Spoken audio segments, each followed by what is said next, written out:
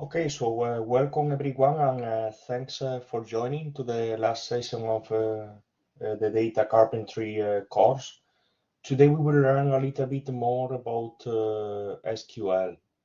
We will see at the beginning like some introduction, and then we will start with playing with the.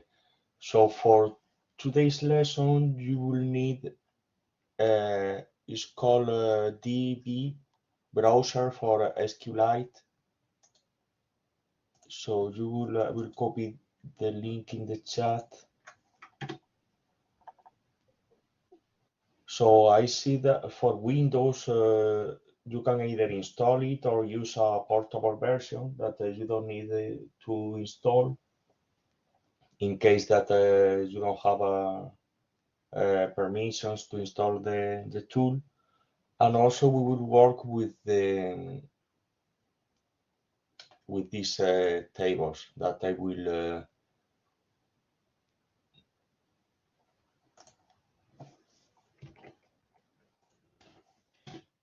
here there are more instructions, and the link to download the tables are here, this one.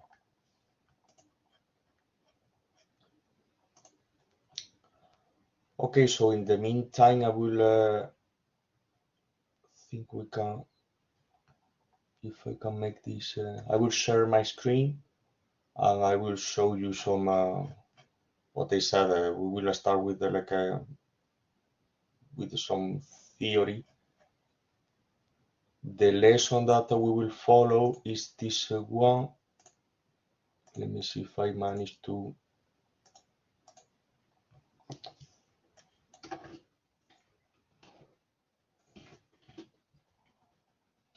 So this is the link of today's lesson. And yeah, okay, I will give me a second that I share my.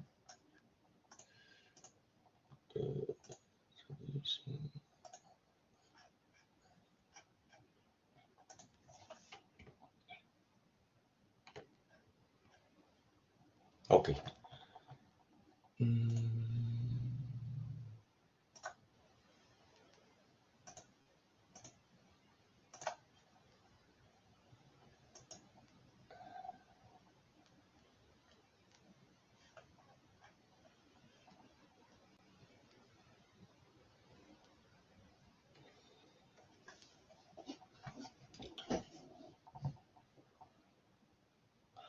Okay, so the first part, as I said, is a little bit of an introduction about SQL and why we needed to learn about it. Questions is, well, yeah, what is a relational database and why should I use it? What is SQL? And the goals of this part is describe why relational databases are useful, create and populate a database from a text file, and define SQLite data types.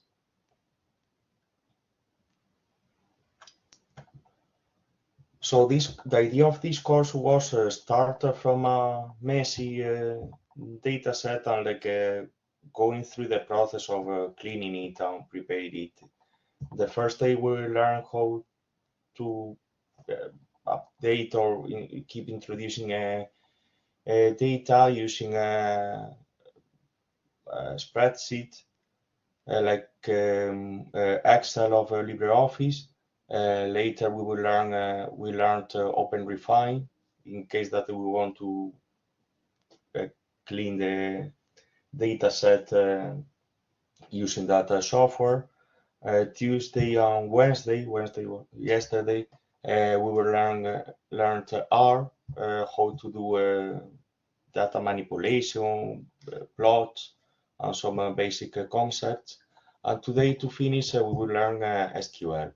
SQL stands for Structured Query Language.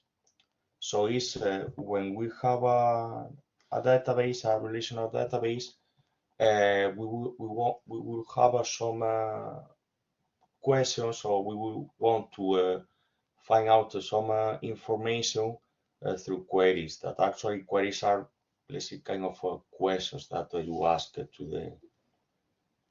the database.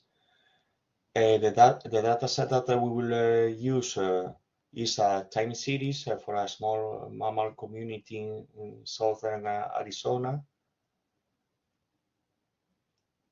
And well, you have there like, some info that is a part of a project studying the effects of rodents and ants on a plant community that has been running for almost 40 years. And these rodents are sampled on a series of 24 plots. So this is a real data set that we will work with. So well, I was talking about the questions. So one question could be, how has the hind foot length and weight of the Dipodomys species change over time? Or what is the average weight of each species per year? Or what information can I learn about Dipodomys species in the 2000s over time?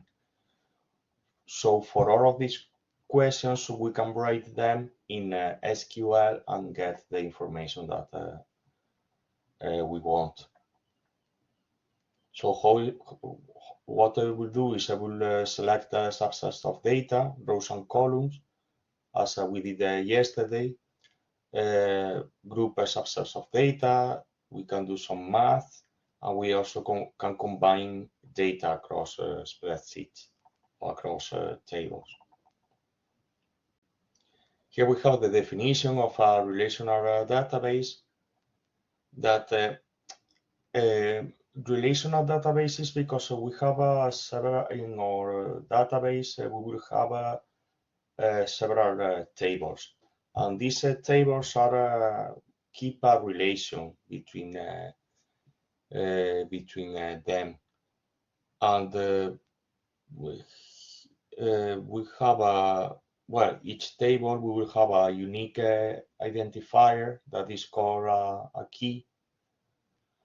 And we will, at the end of this lesson, we will see a little bit more about the function that that key has, because this key will be useful when we create a relation between different tables in the same database.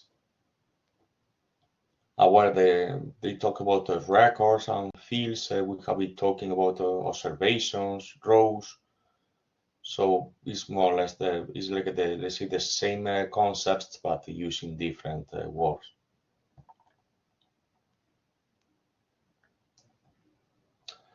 Also, why use relational databases?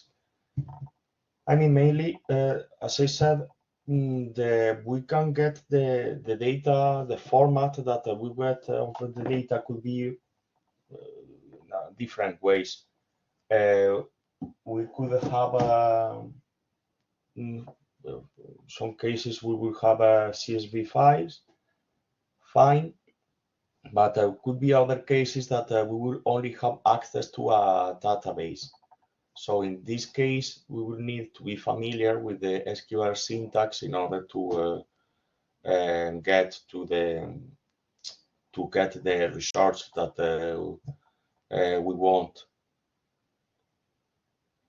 So it's well, they say that it's fast, even for large amounts of data. When I'm talking about a large amount of data, we could be talking about gigabytes of data.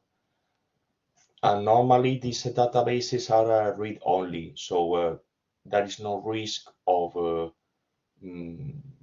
changing data, deleting data. And yesterday morning, we performed some operations that were pretty similar. When we use select, mutate, filter, we will see that these concepts are pretty similar in SQL, but we will use another language to perform them. Here there is a concept of database management systems. That this is okay, we have the database, we have SQL, that is the language, but let's say the server or the management system could change. So today we will learn about SQLite. The advantage of SQLite is that you don't need a server. The only SQLite, you save your database in a file. So you have that file, and for instance, if you want to share the database with someone else, you can send that file, and you don't need a server in order to run this database. There are other ones that you may find that available. That is MySQL, PostgreSQL. Both of them are there is a free version. We have also Microsoft SQL Server. Yeah, Oracle is another. So we have different database management systems. The difference is when we have a file, it's only one user can, if we want, we can make changes to the database. So, but this they said that doesn't support concurrency. If there are several users, we will need a system like MySQL, PostgreSQL, etc. Because this one can allow the several users, and also you can set permissions that this user is read-only, this user can modify this table, etc. But yeah, this is not covered in this course. This is like more database management. But today, what we will learn today is about the from the point of view of a user.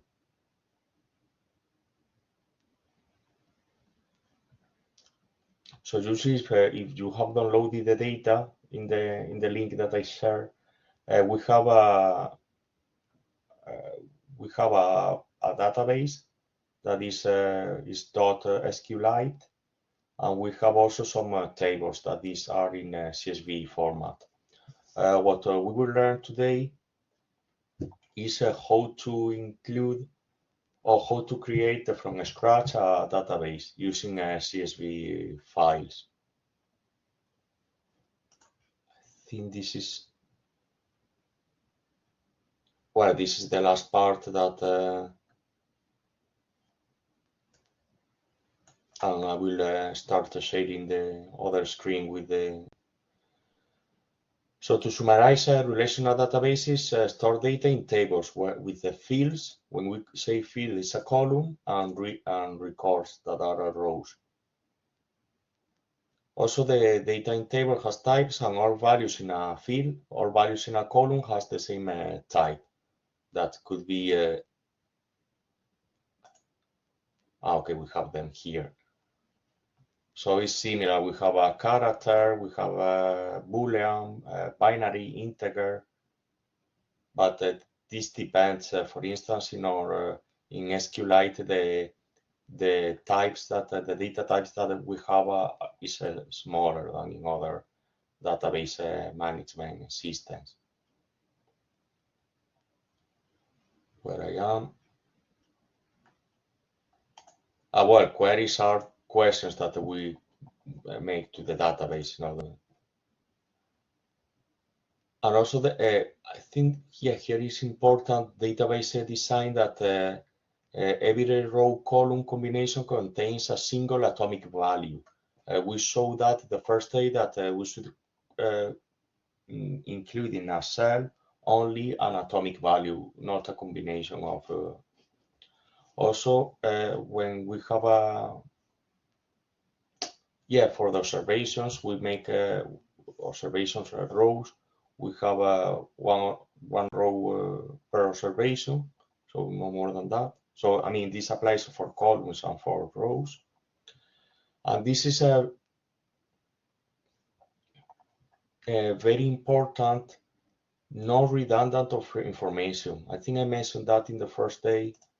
So please don't duplicate the data. Never duplicate the data in a database or in a spreadsheet.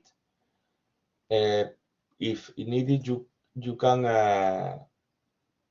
separate the into different tables, and then if needed, we can join them. This will be the last part of this lesson, join tables. What I mentioned before, about the key, because each table will have a unique key. This is the key that we will use to join the tables. That this is not a foreign key, but well, this we will see that at the end of this. Okay, so let's start. I will share now my screen, and I will. Okay, so but first I need to change the resolution of the display to make it more.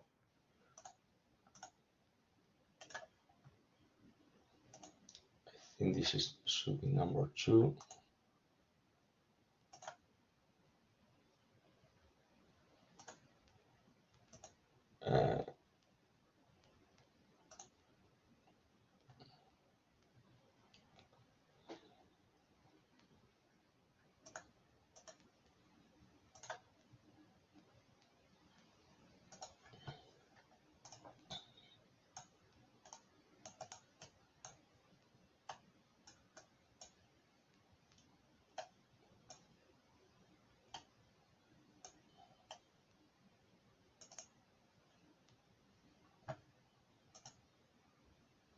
Okay, seems to work now. No, this is keep change this. Yeah, maybe this is better. I will.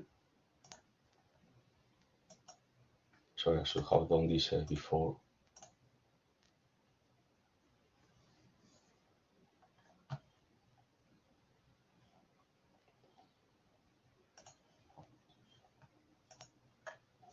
So I imagine that everyone can see my screen. This database browser for SQLite. Grant.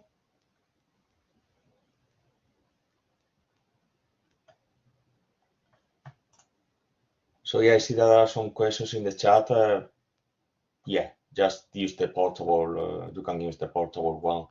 I installed it, but yeah, doesn't matter. What? Okay, so first of all, we will create a new database. So okay, we have this window. Does everyone has this window open? Because what we will do now is we will create a new database. So we click here in this button of a new database. Well, I have here the huge window is open to choose the. So what I will do is I will go to desktop. Here I will say I will call it portal, or you can choose the name that.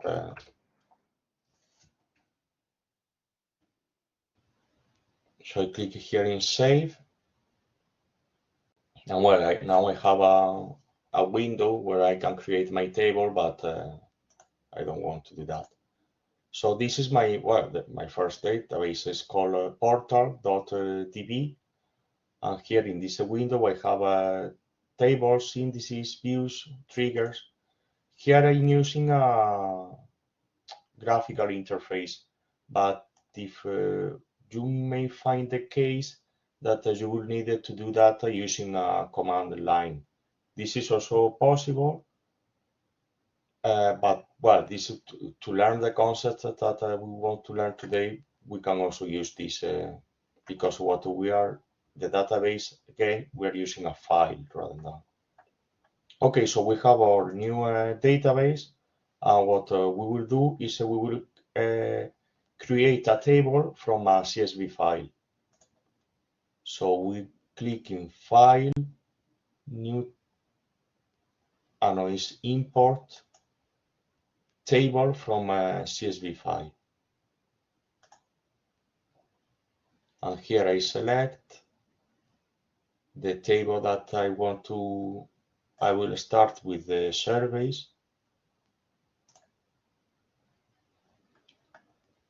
And here I have this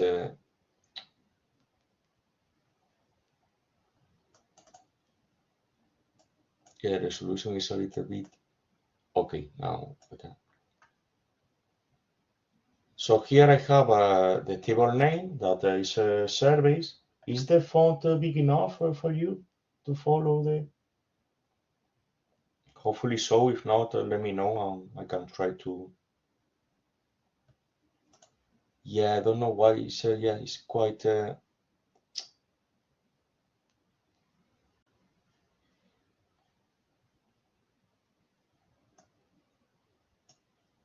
me a moment. View preferences. Ah, font size 7. Perfect. Okay, that yeah, that okay. That makes much more sense.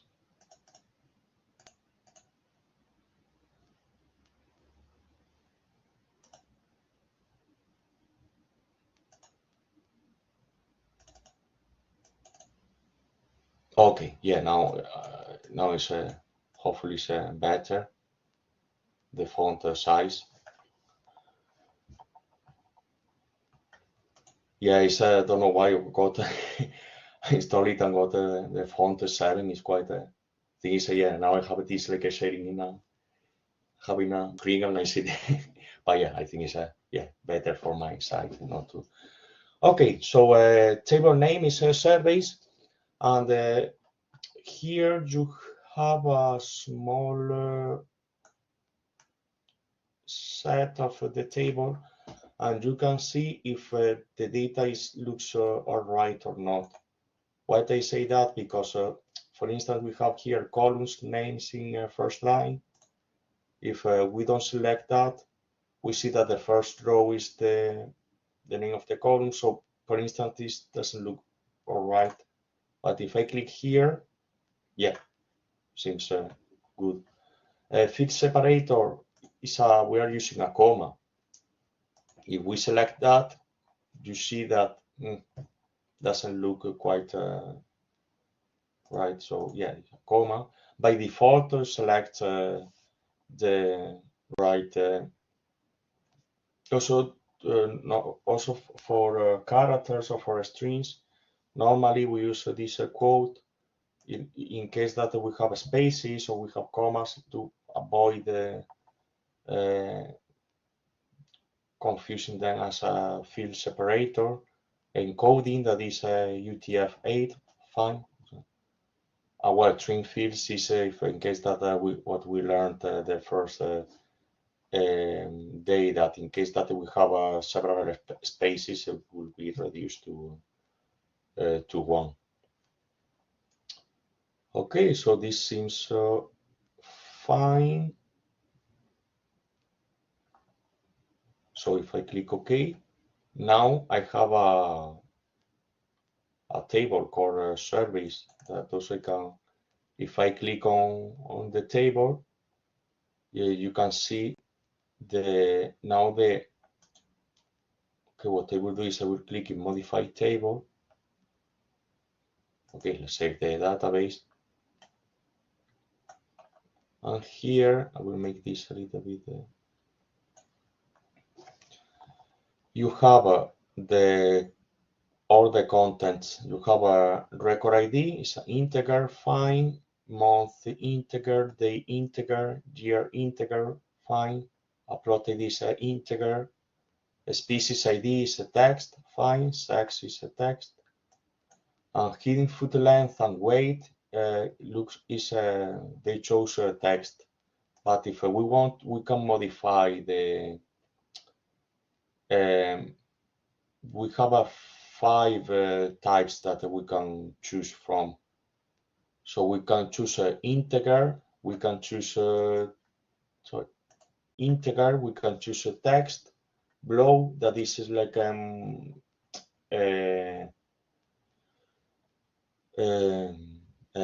binary. We have a real and a numeric. So what we will use for this, both of them, we will use a real, because here saving a real number.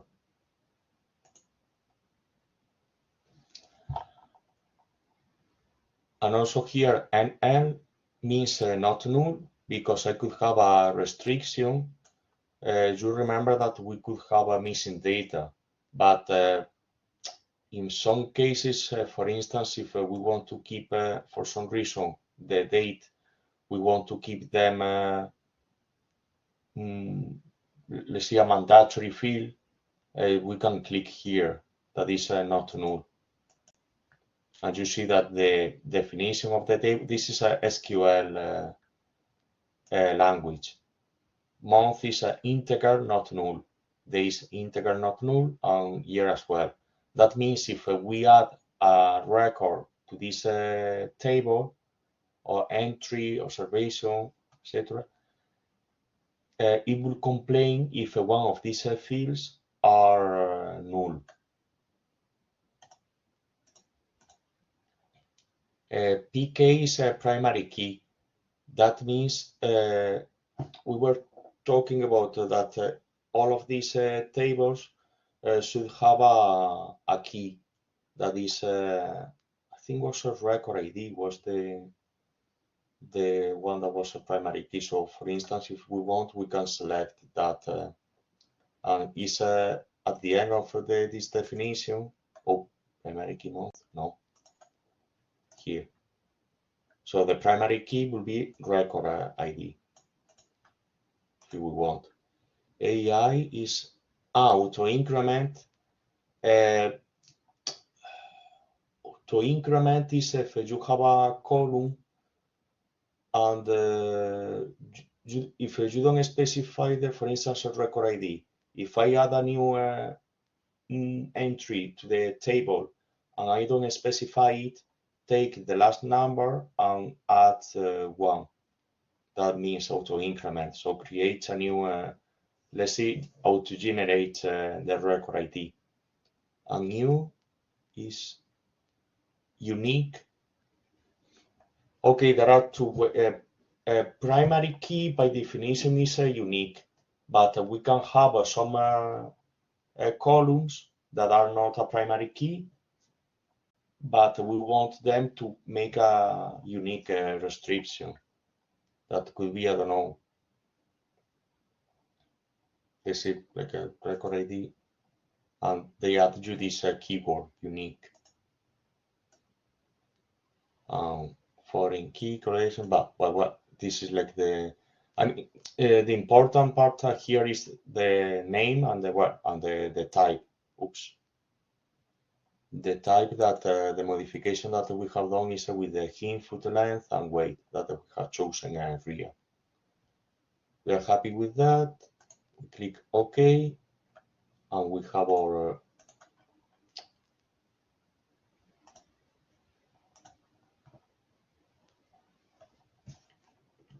I will.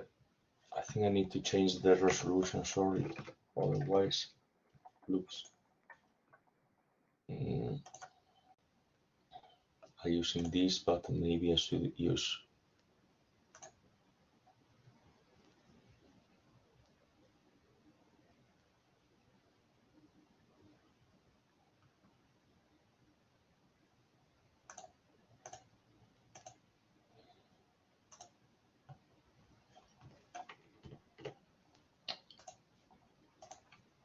I don't know why it doesn't get. Okay, if I use this, it likes it. Keep changes.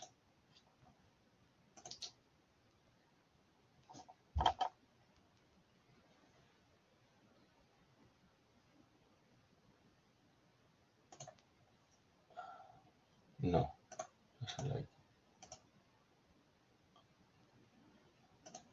Okay, seems that this one is the. Okay, seems that this one is hopefully the size is still okay of the.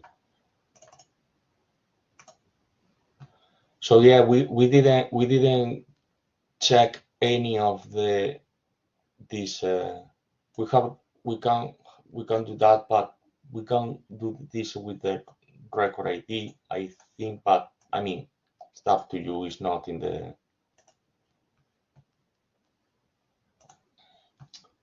Let me check the name of it. So the changes that we have done is in input length and weight, we have made them real. And the primary key, well, okay, let's see, I will select this as a primary key, but well, it's not needed. Let's see if this makes a difference. So yeah, it's fine. Okay, so the exercise now is to do the same with the tables, plots, and species. And once that you have done that, we can continue with this. This is more.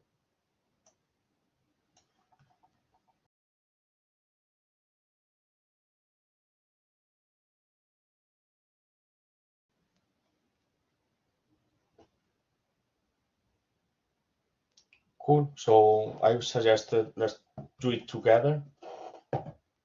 And okay, so we need to keep playing with that plots and species.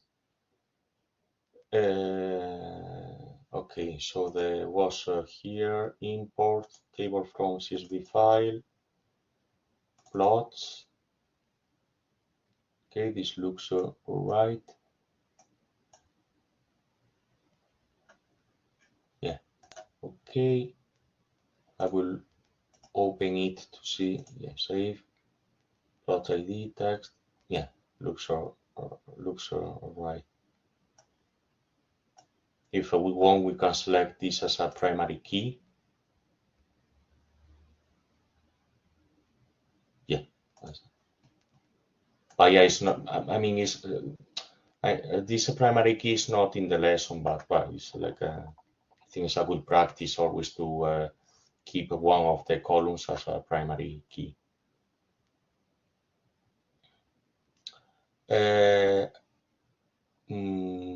Yeah, sorry, I was yeah, my brain is import the other table where we were talking about plots and the species. Okay, so species ID I have yeah, looks all right. Okay, I can open, modify, well, save. No, okay, what I want to is a species. So it's a species ID, genus, species, taxa. Okay, let's click primary key. Will have a species ID.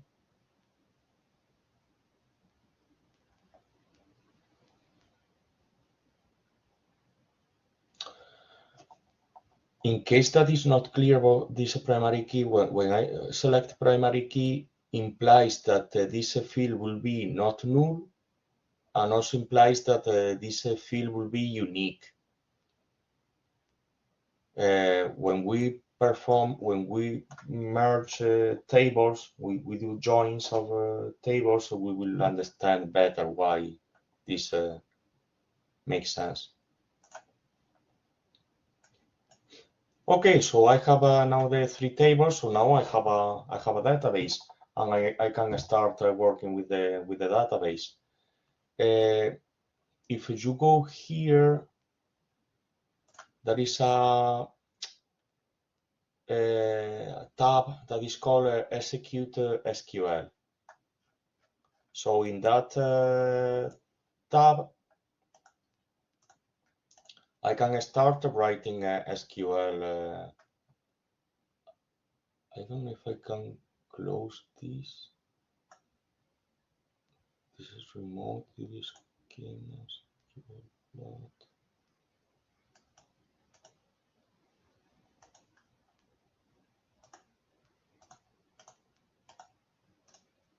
Okay, so that makes the window bigger. Nice.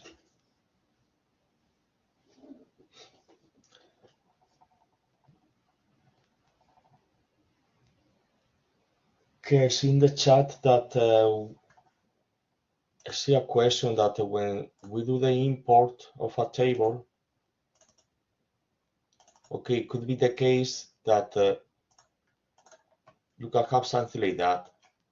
This is please check the field separator, that this is a comma, because if you select another one, it's only one. You get all the contents of the table in one column. So, but if you select the comma, now the table looks right.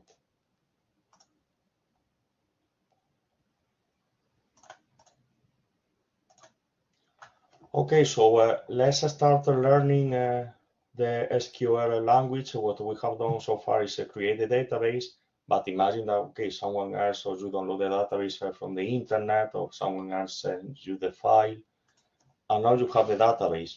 So you have this window, and yeah, okay, so what you can do, the most basic command is to list all the contents of a table. So to do that, we will also, there is well, okay, I will write the first is select everything. Everything we will use asterisk of star, depending on what you call it, from, and here I need to select to choose the table. That again also in this, because we are using a graphical interface and we have some help, tell us the name, the service. So if we click enter, we and also remember finish this with a semicolon. So in this case, all SQL, let's say, queries should finish with a column.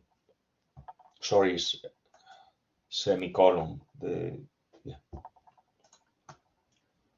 So now if I think no, I need to click here in play. That this is execute the SQL. Well, I can also use a control return.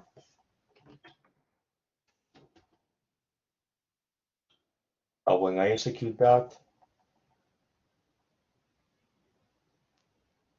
you see, yeah, I'm not sure if the font is big enough, but you see the text here said execution finished without errors, and tells you the results. It gives you like some gives you some debugging info. Tells you the number of rows that you get and tells you the time. That is, sorry, is 117 milliseconds took the query to perform. And at line 1, you said that. Okay, things that you need to, the SQL language has some keywords. Normally the keywords are in capital letters, and the fields, table names, etc. are in small letters. This is a question of style, and this is like a more the SQL in this case is case insensitive, so doesn't matter. You can, I mean, you can do select everything from surveys, and it will work.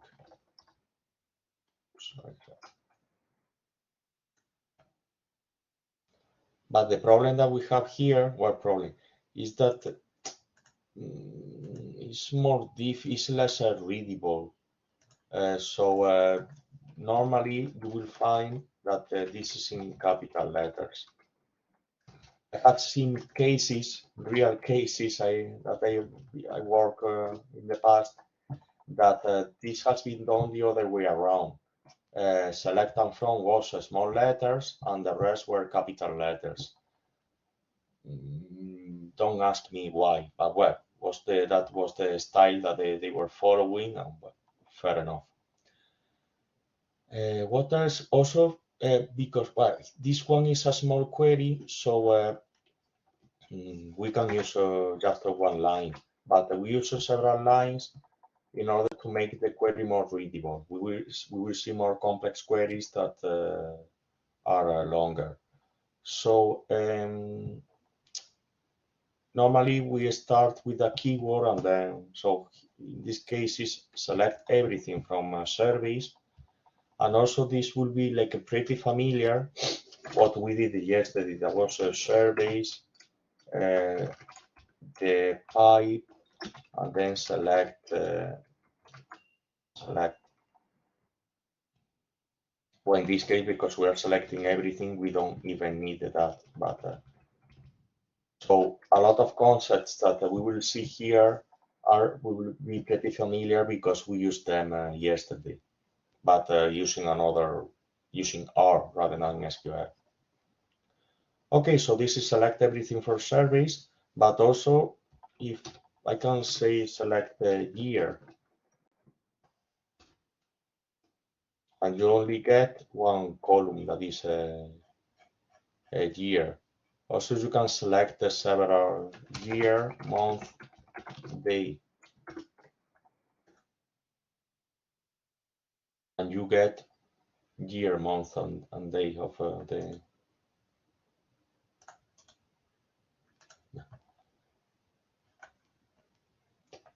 You remember yesterday that we were using head, tail to get the.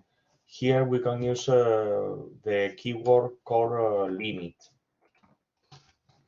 Limit means the number of rows that we want to get. For instance, if we're checking a table and we want just the first 10 rows, we can use a limit 10. And when I execute it, you will see that the output is 10 rows, returning 11 milliseconds. So it's, here this also tells you for performance, because a query could be written in several ways, so maybe some ways are more efficient than others. And also you can check, we will not cover today, but when we join tables, we can have some indices, or we can do some operations that will make the join more efficient. I'm talking about tables of several gigabytes that when you join them will take a lot of time. Have seen queries that when you join table, etc., could take several hours. If the table is not optimized, could take even days or a lot of time. So this is not every time that you run a query would take. But yeah, this is like a more advanced, and this is like a more for database design. Here we are learning just to use the database. Okay, so we have learned now three keywords: select, from, and limit. And another one that we will learn is the distinct. So this one is, for instance, when we can do select distinct species ID from surveys.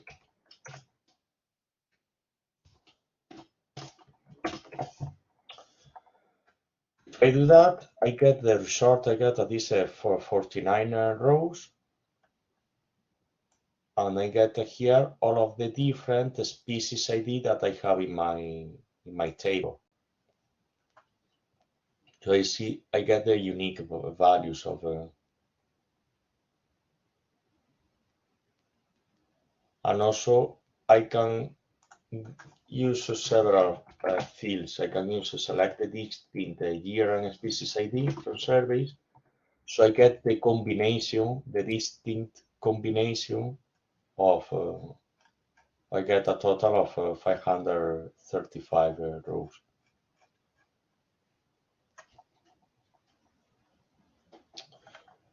Also, what else I can do? I can create a new, calculate a new columns. I can do a select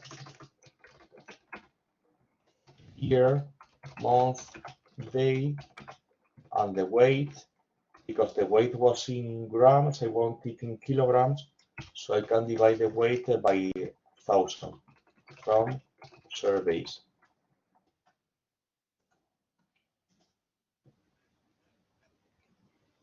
And you see that I get this the weight here in kilograms. Question: do you remember yesterday in R how we could do that?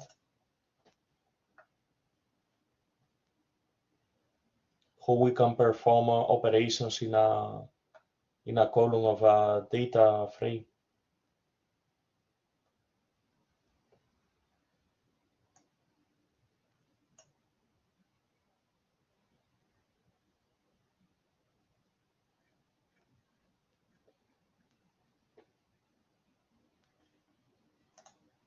Okay, I see that some people remember that, but so we did that, but we were using a mutate. So here is like the similar concept. Also, you see that when we divide by 1,000, by default take 3 decimal positions, but there are some functions in SQL that we can use, and one of them could be round. Round, when we write it, we get some help here. Oops. Well,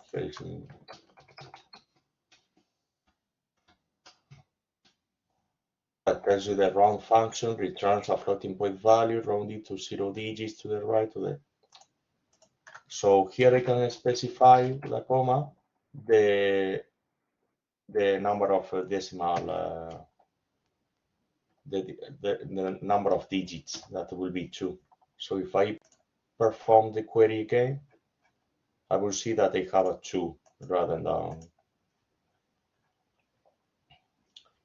1. Sorry, 2 rather than 3. And also we will see that later, but well, I think we can start. You see that the column name is a year, month, day, and we have this long name that in case that we want to reference this name later, sorry, this column later, it will be a little bit complicated because we will need to use all of these. So we have another keyword that is as, and we can rename the column. So it will be weight kg. If I manage to write the D, yeah, kg. And then if I play again, you get the weighting. You see that the name of the column have changed.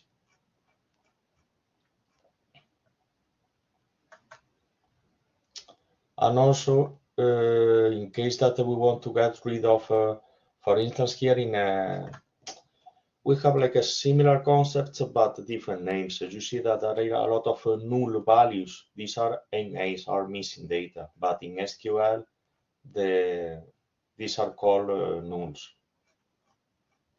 There is also a way to filter that we will see more later. That is select these columns from surveys, and we can use where weight is not null. So if we perform that, you see that weight is not null.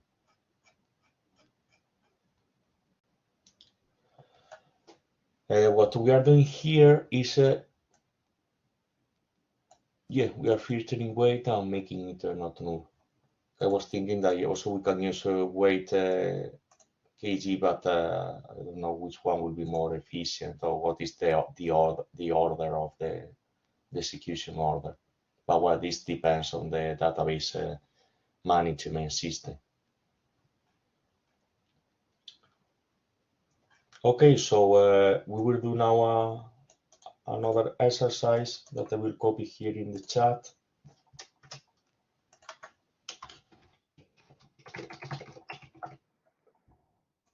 The exercise is a write-out query that returns the year, month, day, species ID, and the weight in well, in milligrams rather than kilograms.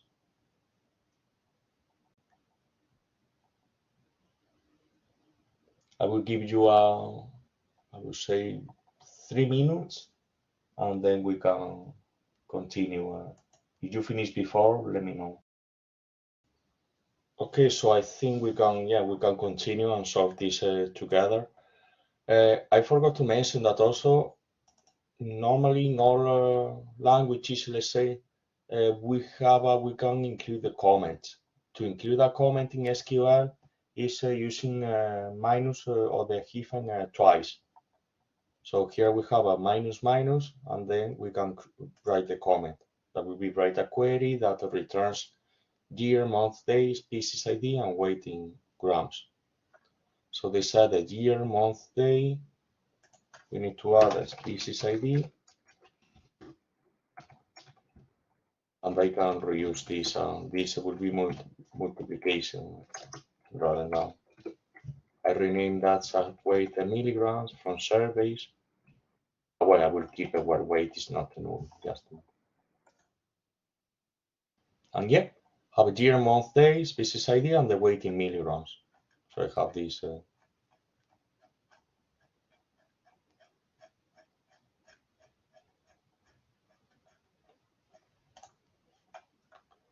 Cool. So what we have seen here is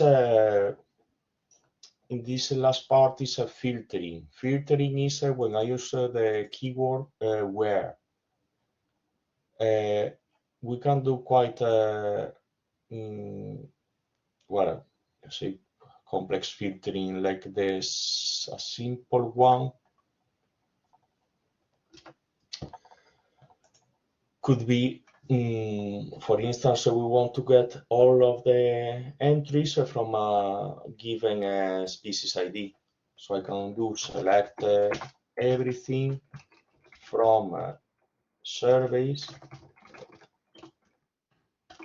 where species ID is equal DM, for instance. So you see that here I get all of the results that I get are the species ID is DM, is the same.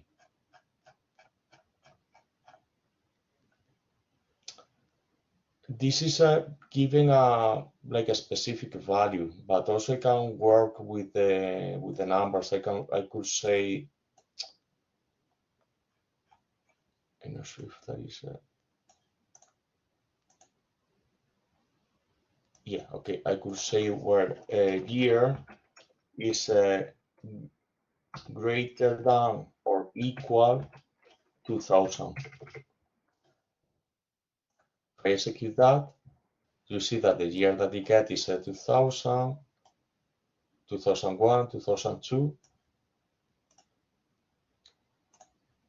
And what if I want like two conditions? So I can say select everything from service where year is greater than or equal to 2000 and species ID equal DM. So if I execute that, I get the filter by using two columns. Column year is greater than or equal to 2000, and the species ID are DM.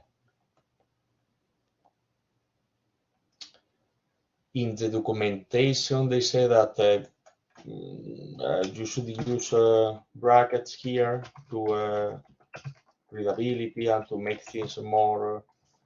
In this case, are not needed, but could be the cases that are needed because you can say.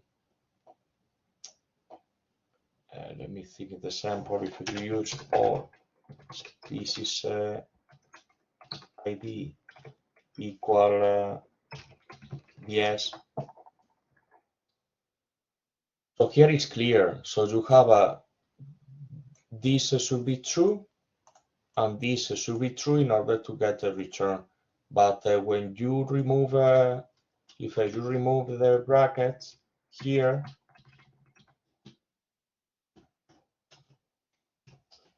get some ambiguity because you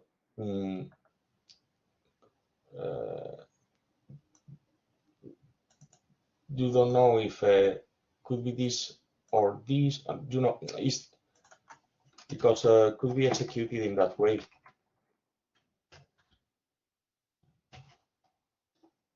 And maybe we didn't want that. We wanted like to that the year should be always 2000, like greater than or equal to 1000, and the species should be like inside the two. If we execute that, you see that this is not working. Oh, well, not working.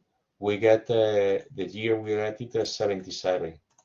This is because this is executed and they said that, okay, this is not true. This part is not true, but this part is true. So in that case, we execute that. This is the like the logical things of like logic of and or. So or means that if one of these parts is true, so is true. And now if we use brackets, we will get a similar, another.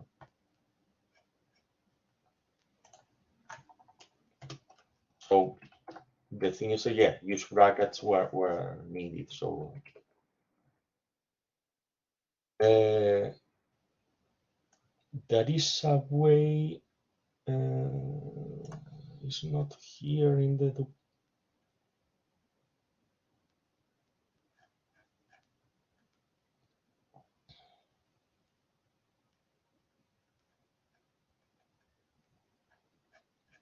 okay, yeah, here I will.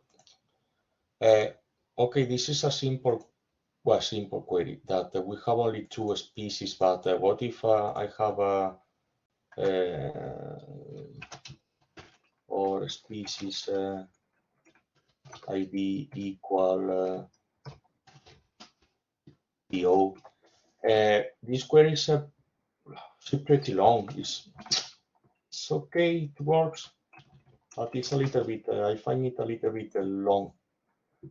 There is a more smart way of writing the same.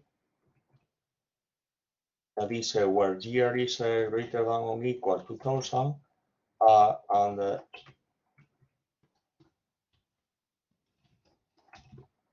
species ID in, and I provide here a vector with the elements that could be DM,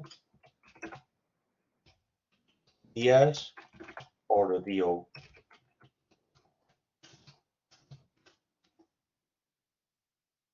I'm not sure if this will work.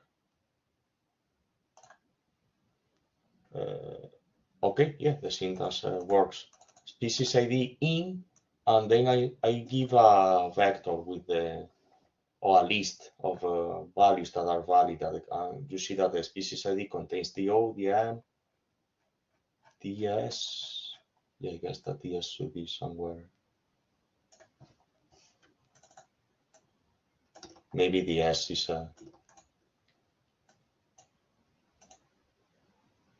yeah, using DS, and maybe DS doesn't exist.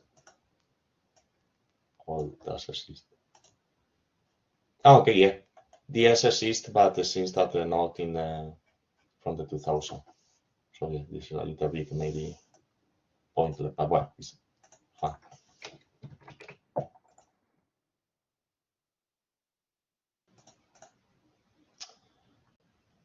Okay, I think this is also like here in this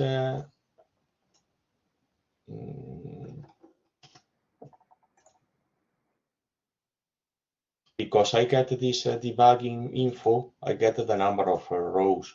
But if at some point I want to get that, I can use select count. I can use this function from surveys where if I execute that, I get the number of rows that are returned.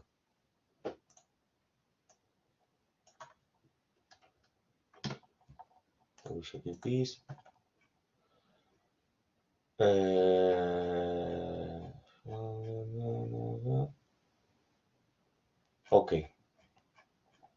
let's do another exercise. And again, when you finish the exercise, let me know.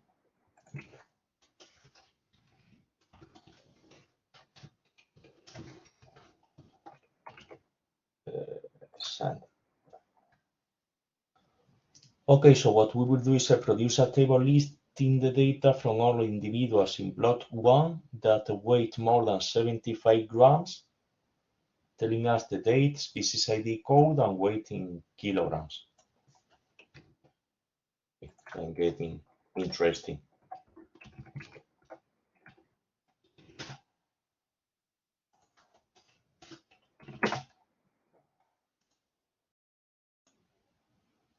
Okay, so let's see how it goes, because it's 8 and 9 are showing. Yeah, let's see what is happening with the. Okay, so the exercise is produce a table listing the data for all the individuals in plot 1. So here we have this sentence tell us the filtering that we need to do. So what is useful here also that I have like the table, I can see the structure, and I see that the plot 1, so we will have a plot ID will be equal 1 and weight more than 75 grams. Okay, so weight will be more than 75. So we have this part. Well, we need to select first the table that will be surveys. And we need to say the date, so it will be year, month, day. Species ID, code, and the weight in kilograms. So we will do weight divided by 1000, and I can say as weight kg. As if this is what we want.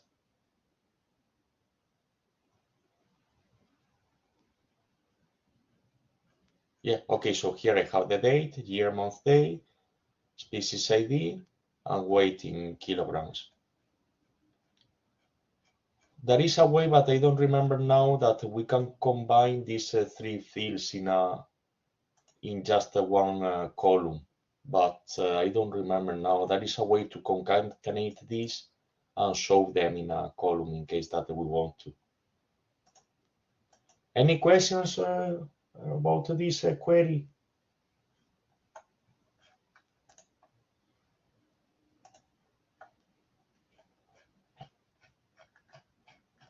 Yeah, so let's continue. I think we are okay. We are close, but okay.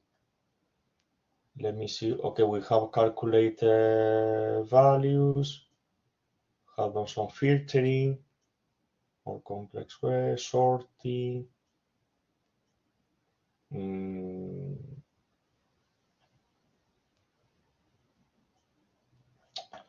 So for sorting, we would need new keywords. So let's have a.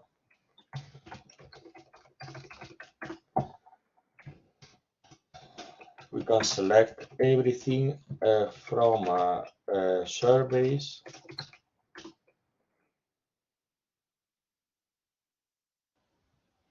Oh well, we will rather than surveys, I will use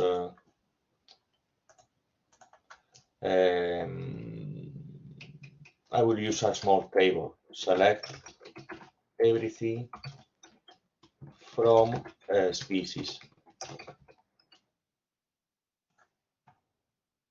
So if I perform that, I get this table. We may make this maybe a little bit small. Or even the other one there from plots.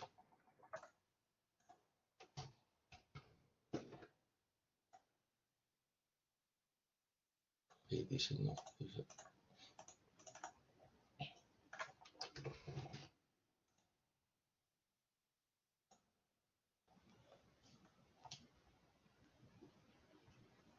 So I get this table, select everything from plots. There is a keyword that I can use that is order by, and I can say order by plot type. If I execute that, you see that now this column is ordered by plot type. And also I can do a desk, that this means in a shorter from Z to A. Because by default it's done in an ascending way. But because this is done by default, we normally don't use this keyword. If you want to be explicit and say that, yes, use it, but no need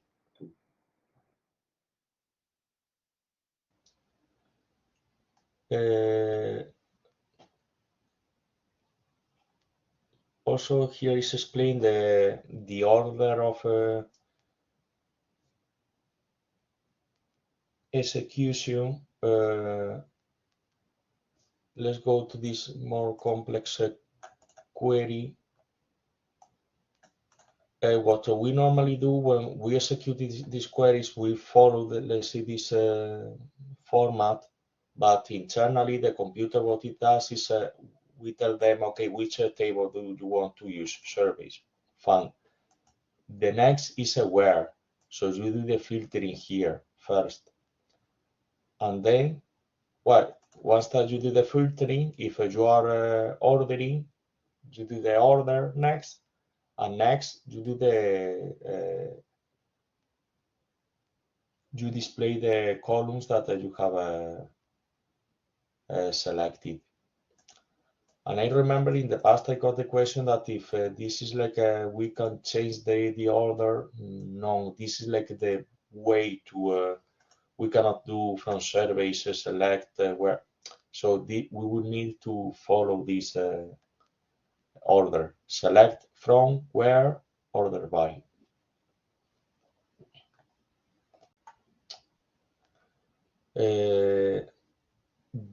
Okay, so for the break, we will do two exercises.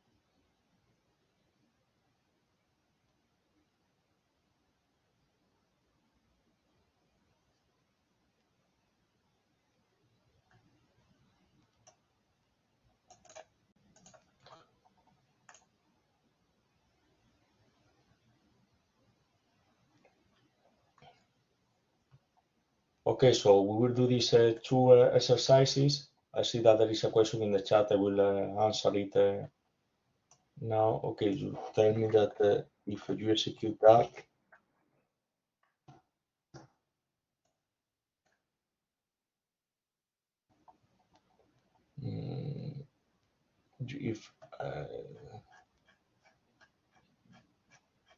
if you get a third, I get all of them. If you get a 30, I see that you get 34 rows, so maybe there is an issue with the when importing the database.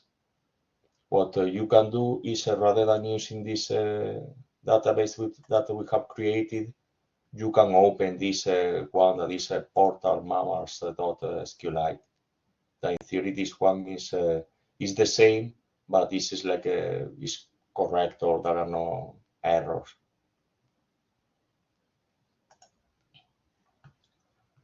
And also, before we are going for the break, let me share with you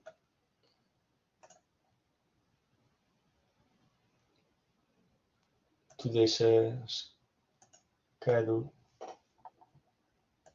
Is it showing? no, I didn't. Sorry, my bad. SQL. So no.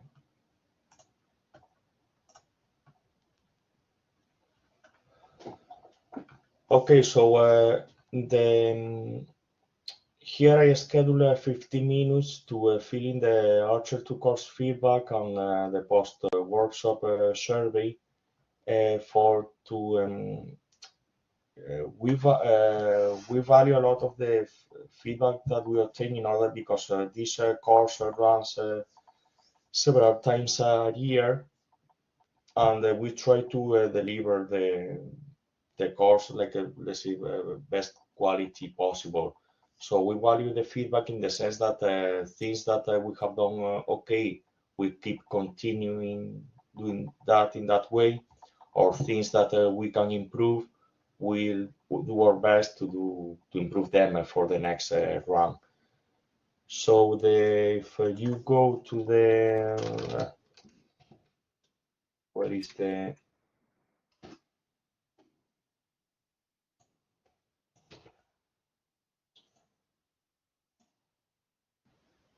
second, I can share my screen. One second.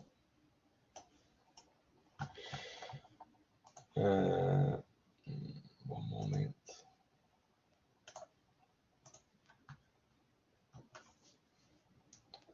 I think I'm sharing, but yeah, it's taking some time. Yeah.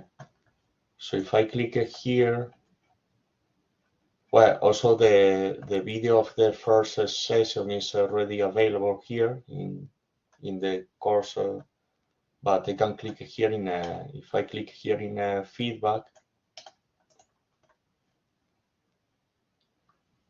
the only question that is mandatory is the overall satisfaction, and the rest of them are optional.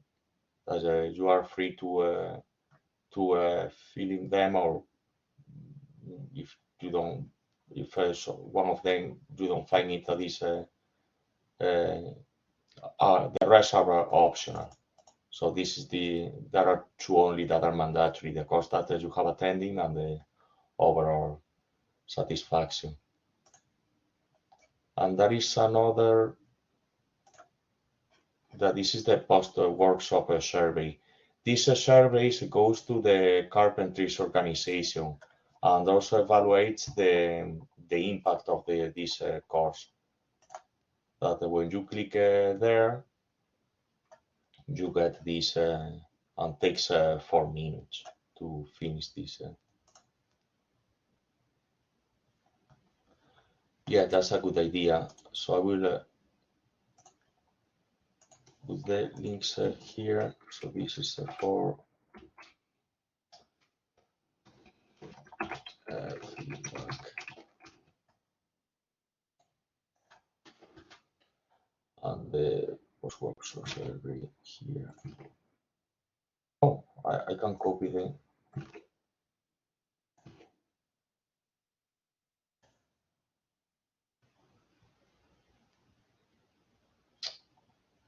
Okay, I wanted to do this in this way.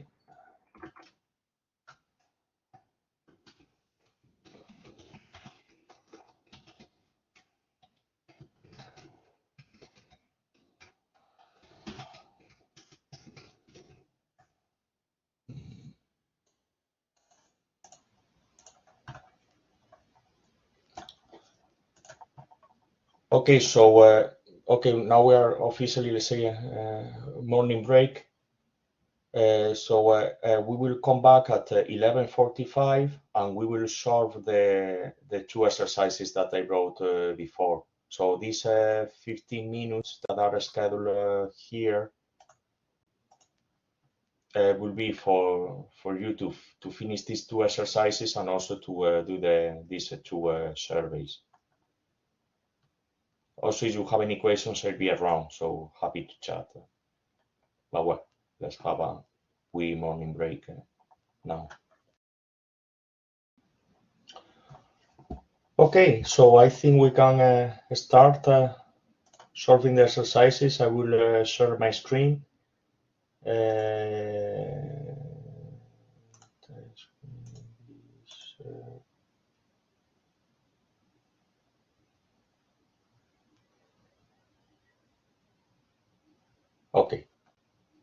Okay. So the first exercise has a write a query that returns year, species ID, and weight in kilograms. Okay, so it's selected, returns a year, species ID, and weight in kilograms.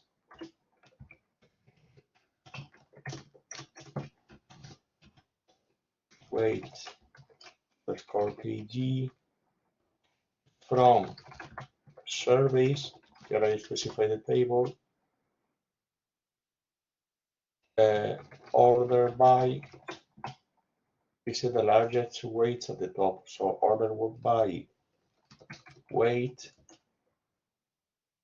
Here, for instance, I can use the alias keyword desk.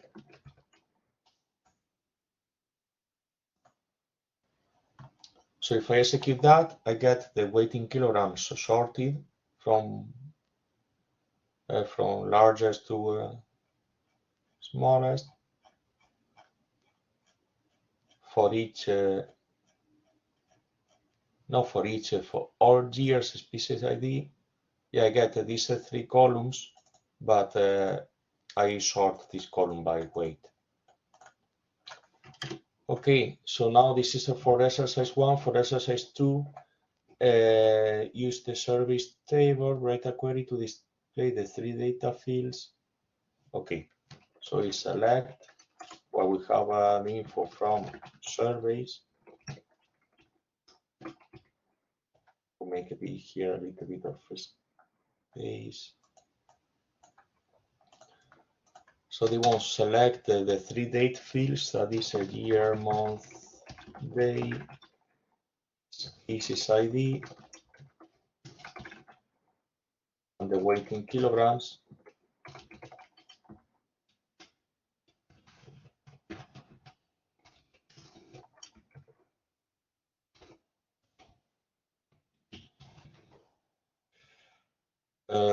Okay, round it to decimal places. Round weight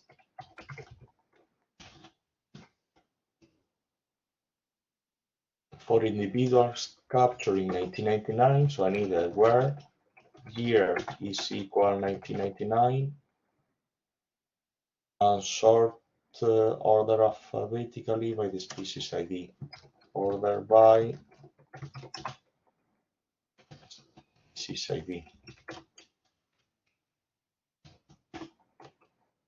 Okay. So I get all years are 19, well, the date is 1999, sorted by the species ID.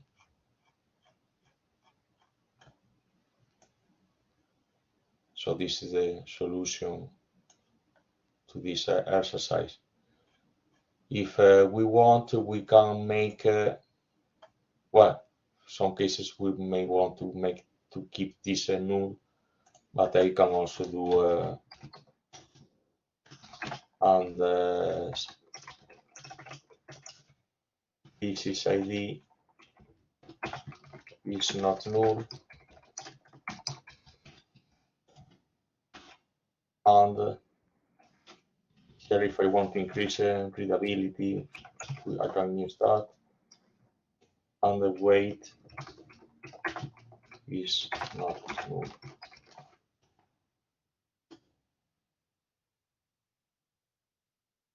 And I get these results, this table. Any questions so far?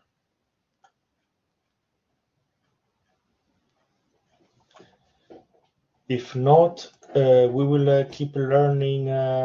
We have seen how to do the count, but count could be interesting when we when we perform grouping using a group by. For instance, I will Yeah, I was thinking an example. Yesterday we made how many entries we have per year. So I can do select year count from surveys group by year. So if I execute that, I get a year and the count for each of the years. And also I can get the maximum weight. This is another function. I can get minimum weight. I can get, I think it's AVG, yeah, average weight.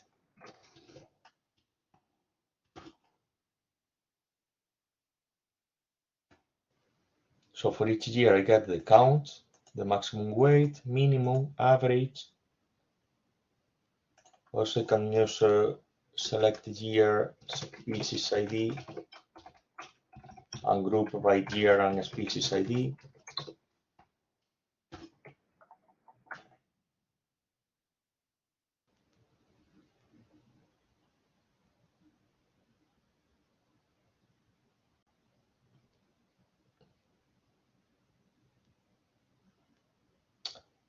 So I get something like that.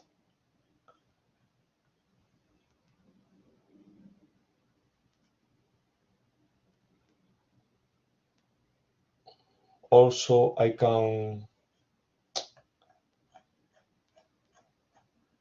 sort by count, for instance, if I want. I can use count as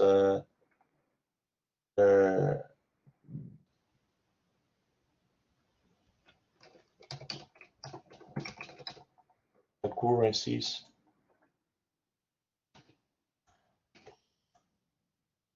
Yeah, I always have a typo here. Occurrences.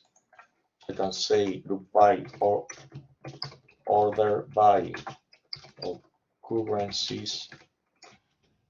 Let's see if this works.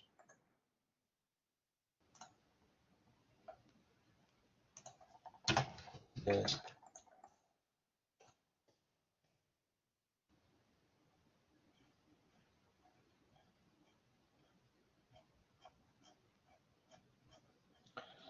And that is if there is another keyword that when I do group by, I can do filtering of this calculated or aggregated data. The filtering that I can do is, for instance, I want the number of occurrences must be greater than 300. So if I want to do that, I will need to have a having. Having is same as where, but when for these functions that we have used. So having occurrences greater than 300. So if I execute that, I can filter this using I can filter this using the here using having by, because if I'm not sure if I use where, no, I cannot use a where here. I get this error. You see execution finished with errors, resource misuse of aggregate count. So when I use an aggregate function like count, max, minimum, weight, etc., when I use a group by, I need to use a having.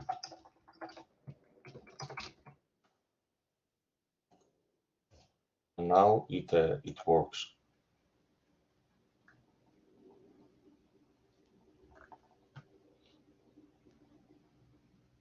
It would be different. Let me see if that works. If I'm not doing, but well, this doesn't make that much sense. If I'm not doing group by, you can use where. I think, well, I will see. Oh, no, doesn't work.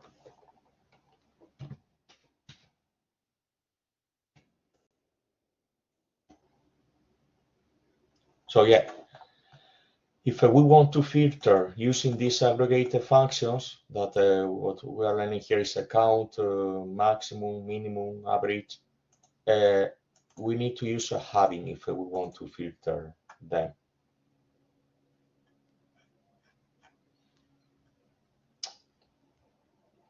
There is a concept here that we can, in the documentation, they explain that you can save a query, but also it might be possible in case that, for instance, you have some data that you don't want to show to the user or to a given researcher, you can filter that data. Let's say that you can give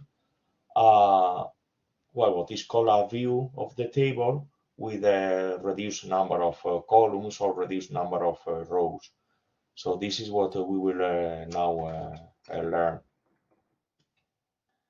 See that there is a question in the chat.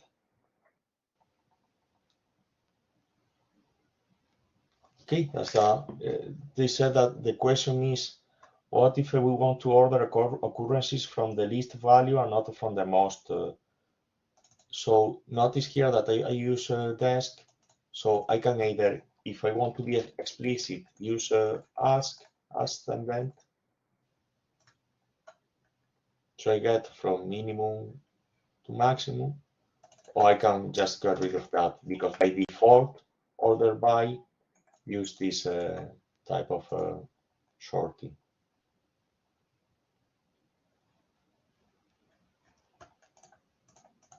Cool. Please, any other questions, feel free to write them in the chat. So,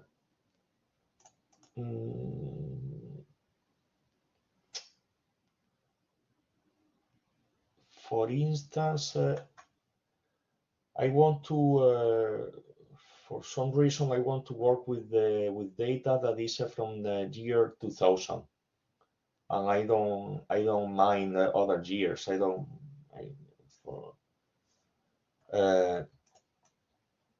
So what I can do is I can perform a query and save it as a view. How I can do that?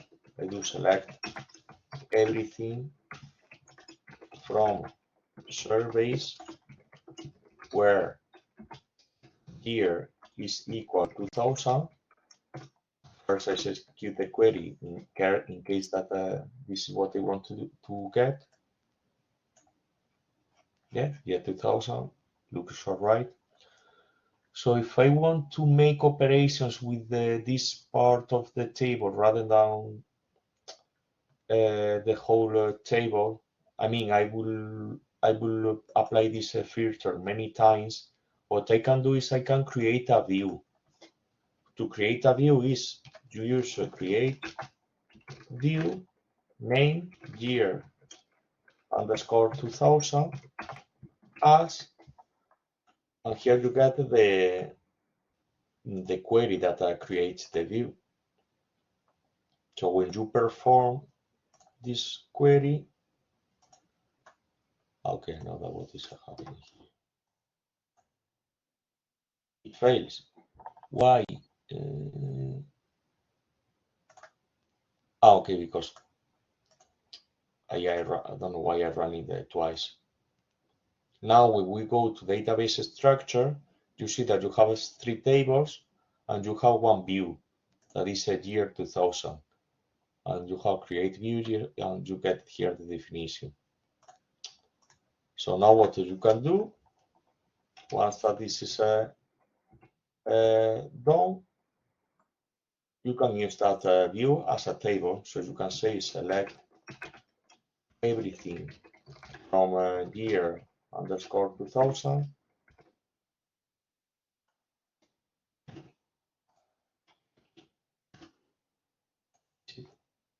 Why it's not working?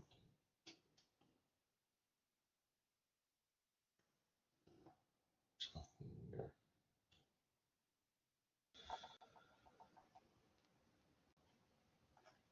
And you get the view, and now you can use the view as a, I don't know, where month is September 9. You get all of the entries of a September. Or you want to select year, or for instance, month, day, which is ID.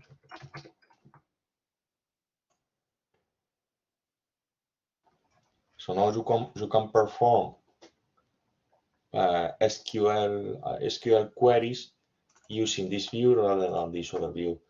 This is also useful, for instance, if what I said,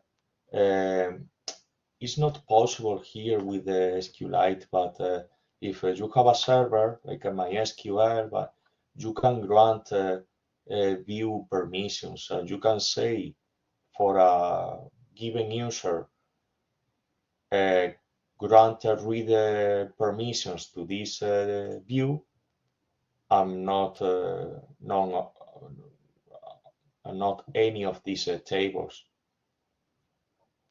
In that case, the user, when it connects to the database, the only data that they will have access is this view.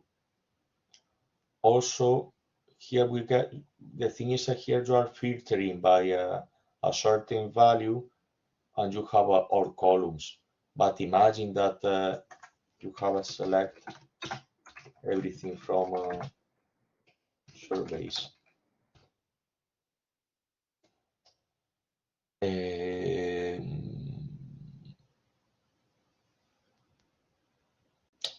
I'm trying to find an example.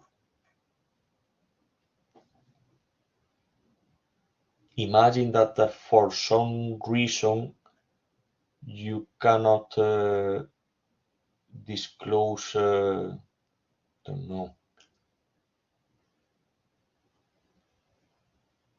or you want to filter record ID, or you don't want to show, for some reason you don't want to show. Well, maybe plot type, I don't know. Let's say that a record ID is some sensitive data because could be your ID. Let's say that this is like something that you don't want to show.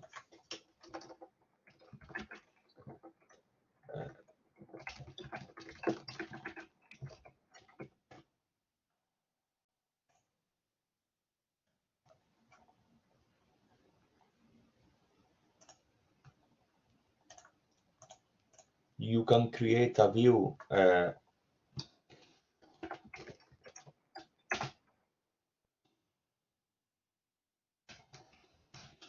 instance, public surveys as select, but you will need to select the month, the day, year, plot ID, each is ID, sex, input length, weight.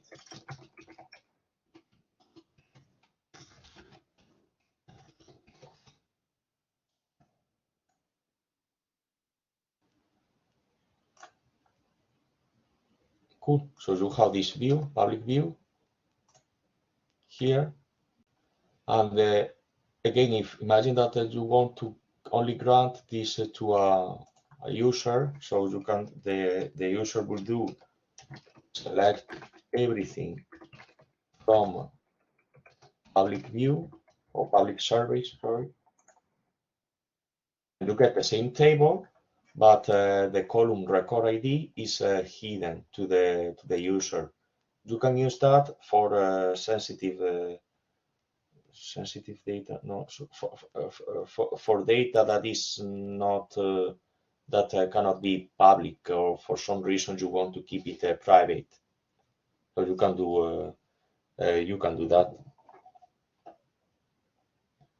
Or imagine that you have, like, I don't know, you're working with people and you have some colors that they could be cannot be disclosed, like no, say religion, political view, or whatever. You can filter that depending on the user that is using the database.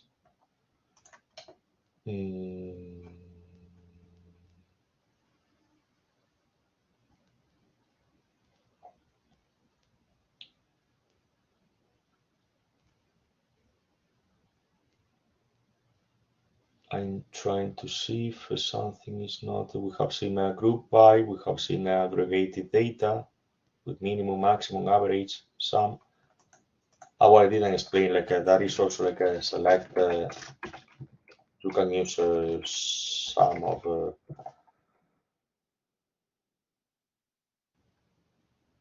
Okay, it doesn't make that much sense, but if you want to sum these.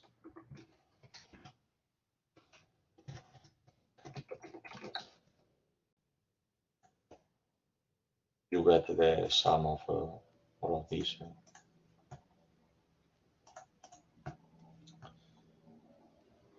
The alias view.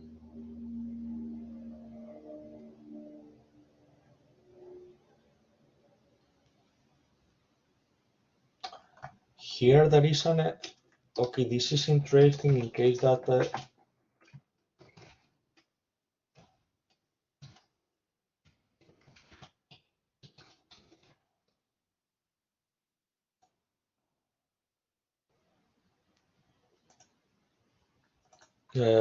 We get this. Okay, let me.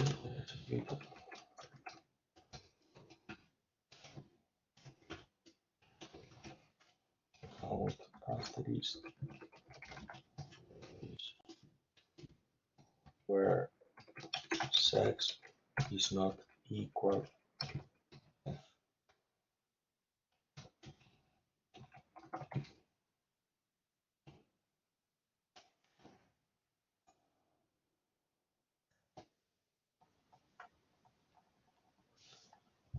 So if you see the column sex contains F, M, or contains null value. So when we execute the first one, we get this number. I will copy. I don't know if I can copy this.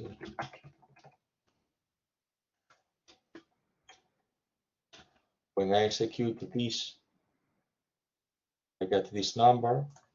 That is 17,348.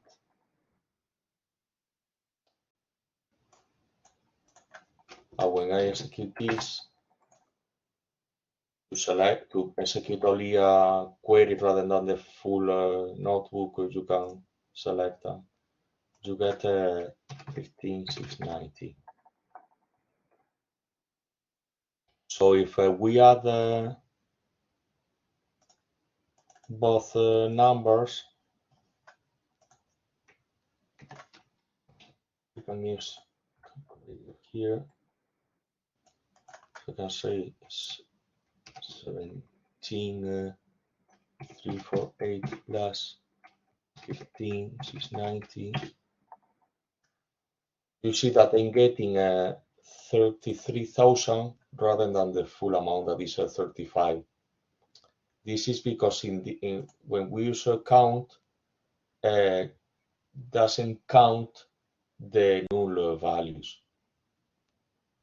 So only considers the ones that are not null.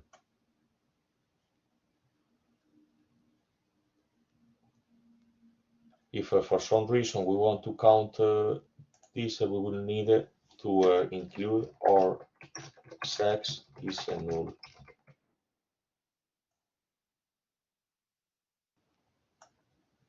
And we will have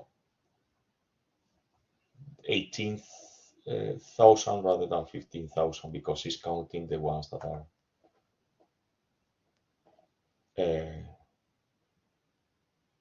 female and null.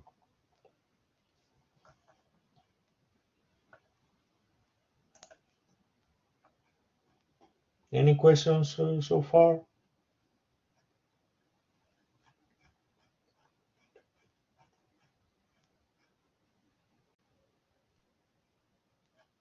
Cool.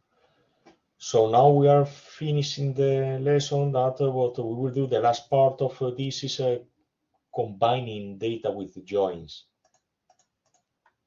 And I think we can start from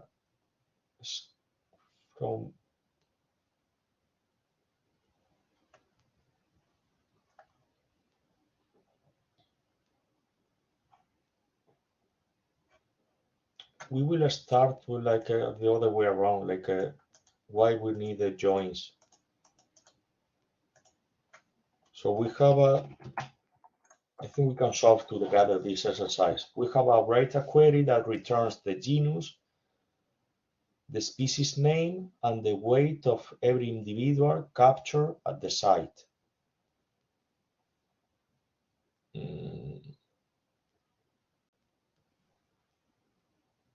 Okay, in this query, you have a weight. The weight is in, if we go to our database structure,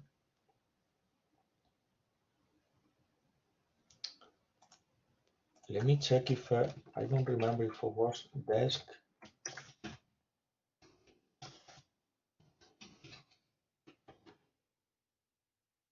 No, was a, I don't remember, was like was a way to show the structure of the table, but no, it's not desk, it's, I don't remember the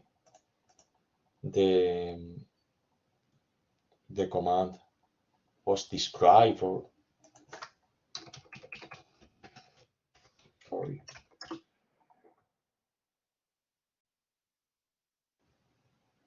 Is describe?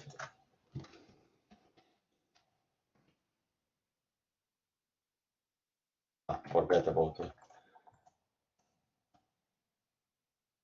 Okay, we see here in tables, we have these are the weight, genus, blah, blah, blah. So we have we need a genus and a species from the table species, but also we need the weight from the table surveys.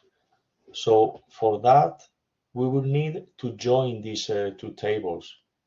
So how we can join these two tables? The way, there are several ways here. We will learn, actually we will learn three. So the three that we will learn are, well, the first one will be select everything from surveys, join species. I will even use the, I don't know which one is what. Let's keep from join species on. And here you needed to, when you do a join, you need to use it's called this concept primary key and foreign key.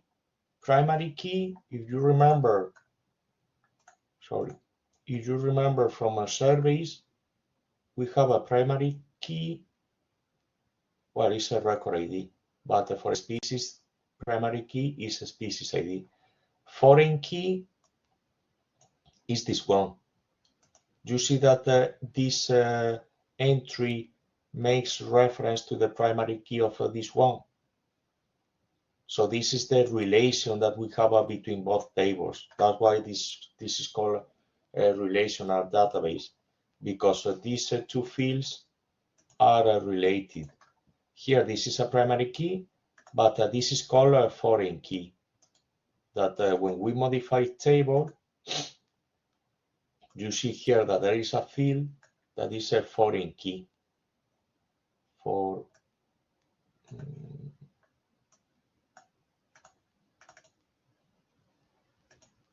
And here you can select the foreign key that is species ID.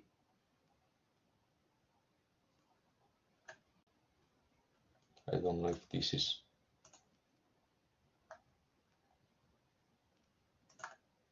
So you can do that. Why do you want to do that? To keep the data consistent.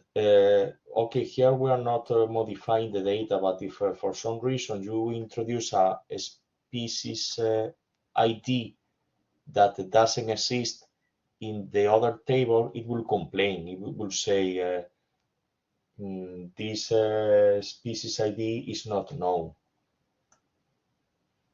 So doing that,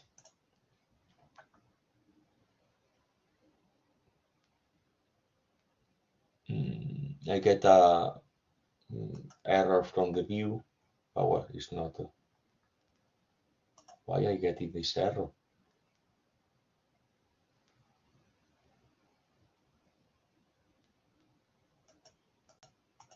Well, so well, here we have a primary key and foreign key. I think, yeah, there is something wrong with the view.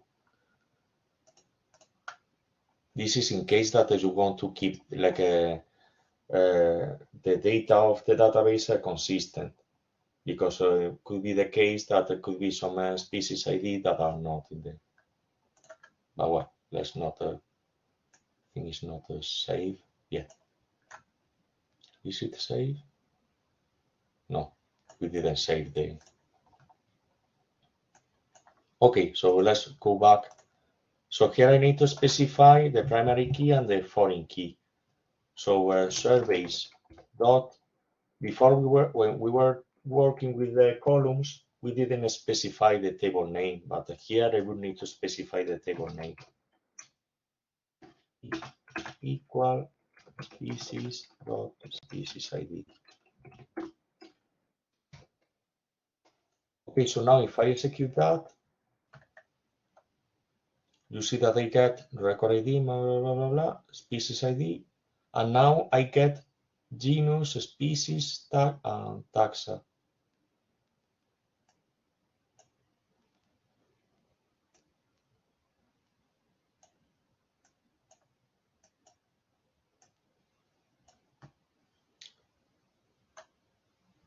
So this is what we were talking about, the duplicated data. You can have a table containing this, but if for some reason you want to modify the genus here, you will need to modify the genus here, here, here in all of the entries that appears at the end. So a way to keep the data consistent, I think there is a name that I think is called normalized database. And this is like one of the concepts that you should meet. That is that I'm like making a lot of, or like repeating that many times, because this is very important to keep a database clean enough. Don't repeat data. Please use several tables to keep data consistent and to keep the data as much clean as possible. Because using SQL, you can join the tables and you can have something like that. And also, even with that, you can create a view, and there are many choices, and there is no need to duplicate data when you can do that using a query and without the need of. Okay, so I have that. And okay, if I want to solve the query, the exercise, the set returns genus. Here I will need to specify, well, genus is not in any of these tables, so I could only say genus. But if I want to be like a more explicit, I could specify species.genus. I could specify the table name, species.species, and the weight. So if I execute that, get genus, species, and weight. Well, here's null, but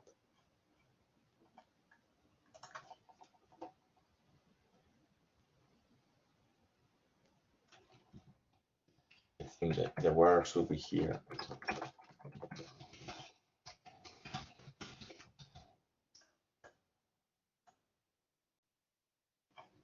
Because in theory, it depends. So for instance, for me, it's easier if this is in the same. For me, it's more readable in that way. In the documentation appears the other way around, like a separate, but for me, makes more sense that is a select. Okay, what I want to select, columns. From here, I do the join. From surveys, join species on. So here is, let's say, the data set that I'm selecting from. And then I can do the where or the by, etc.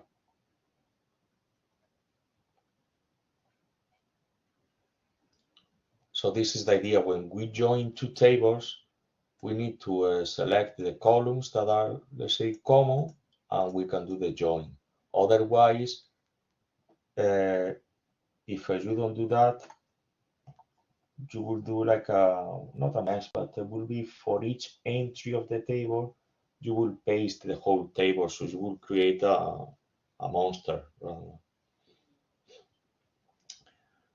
I explained one way to do the join, but okay, I will copy and paste different two other ways. Actually, there is an easier way.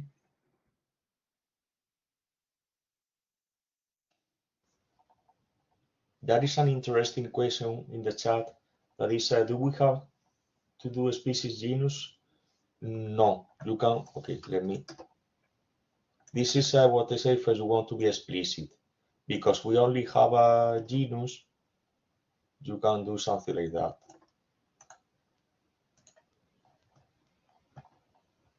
Why you can do that? Because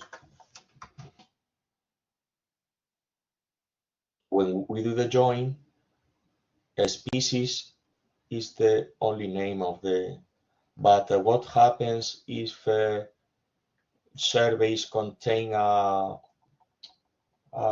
column called weight, for instance, and a species contain another column called weight? How do you distinguish both of them? In that case, you will need to use a table name, surveys dot, for instance, weight, or species dot weight. This is in the case that the same column appears twice. What else? Well, okay, let's leave select everything. This is one way. The other way is, in this case, because you see that the species ID is the same name in both tables, so I can write this in a, I don't need to do that. I can do using species ID. So this is a first way. This is the second way. That is like I will use that one if possible because it's easier to read.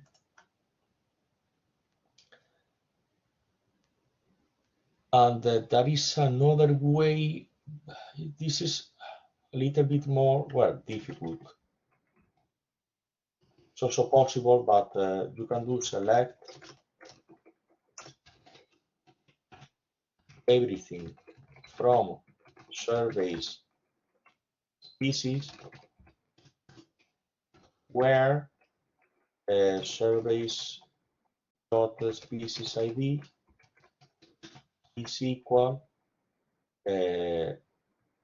species dot species ID.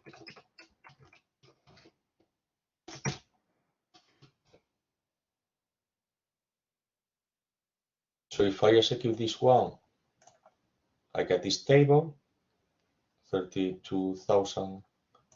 So if I execute this one, I get this table, so same. And if I execute this,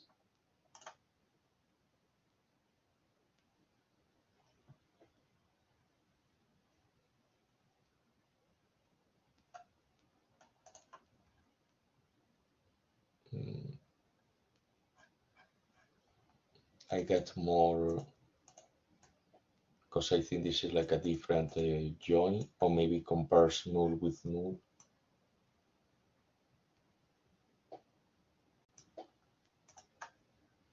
It's two a different, what?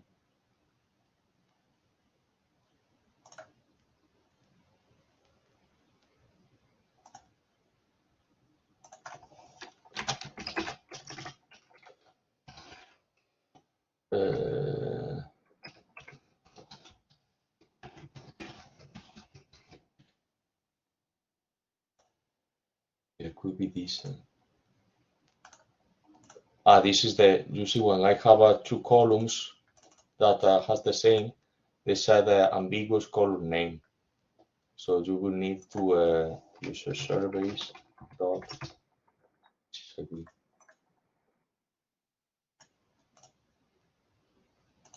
Okay, this keeps the.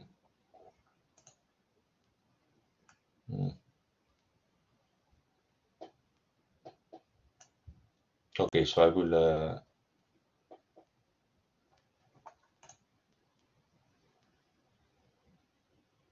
Because I didn't remove the null value, so it's considering. But well, just to make things easier, just to let you know that this is possible without using join, but to make things easier, if you want to join two tables, please use this syntax, use join. And here, one thing that is explained in the documentation is that we're using an inner join. Inner join means that the species ID should appear in both table surveys and table species. Could be the case that you have a more species ID defined in table surveys rather than in table species, or the other way around. So another join that you can do is called left join. That means if there is not a match in the table species, the genus, species, and taxa will be null. So if we execute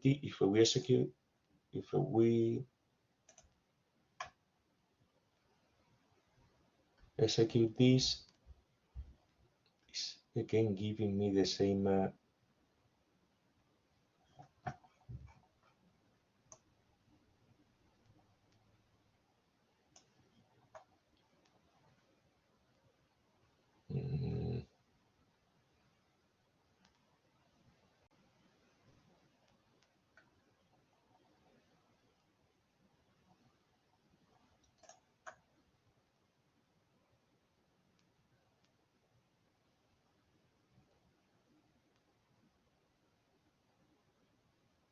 Left join species, using species.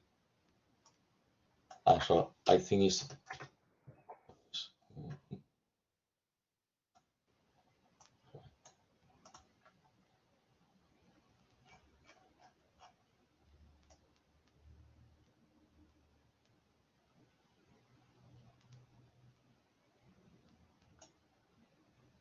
Okay, this is. You see here that the species ID is null, so there is no match. So here, genus, species, and taxa is null. Or if there is something that doesn't match with the other part of the table, let me see the difference here. If I execute that, I get a 34786, and if I execute this, I get a 35. So there will be like a more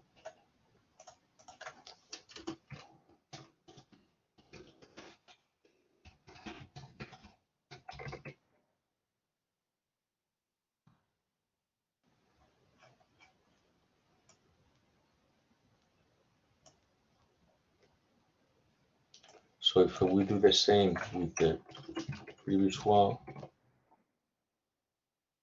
you don't get anything. But the second one, in this case, species ID is null. But imagine that you have, I don't know, CH, and here there is a way to.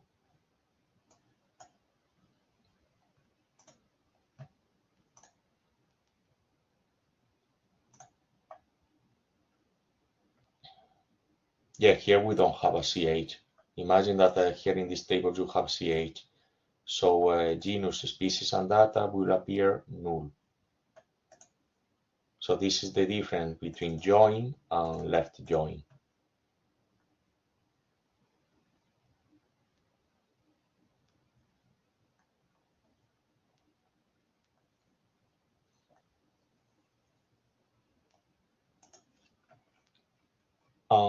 Okay, any questions regarding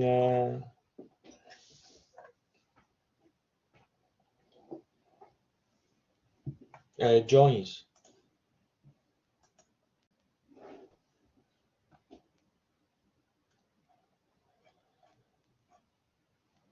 If not, there are two other concepts that I would like to explain before finishing this. That is, well, two concepts, like two functions that we can use that could be maybe useful for joins or for presenting data. We can do select species ID sex from surveys.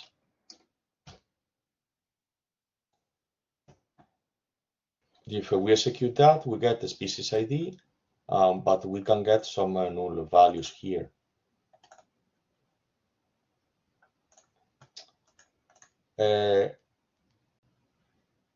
In case that I want to replace the nulls with the undefined, for instance, I can do the following coalescence. Okay, here say that the column sex, if that is a null, replace with u. So if I execute that, well, I get sex. So this is just to show you the. So you see that it's a null, is replaced here as a u.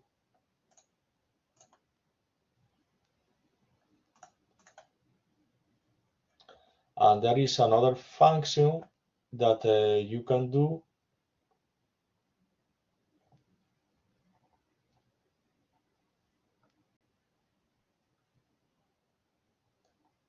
This is could be useful for joining. In case that you want to keep nulls, you can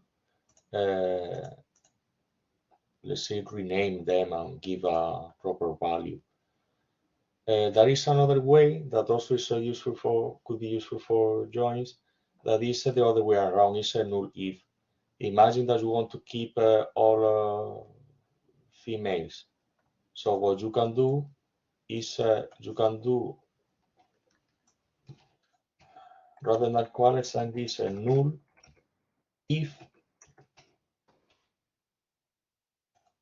sex is f, for instance. Oh well, no, we were talking m.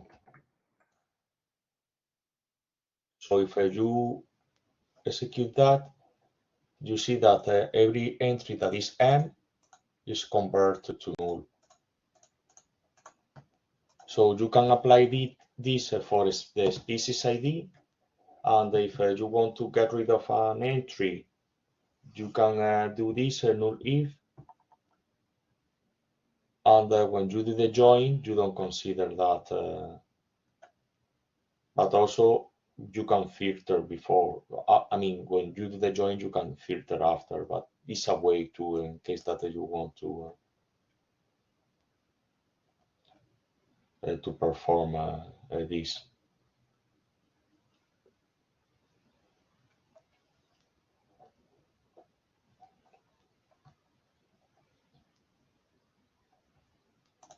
The way is if we do a join, that is select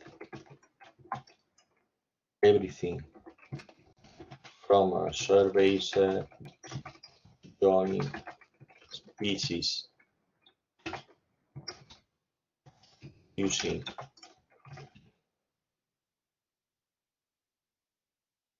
well, here in this case we will need to use on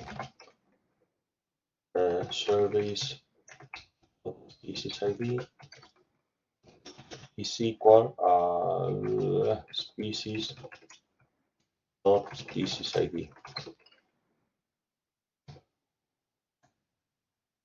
You perform that and you get this table that doesn't contain the null values.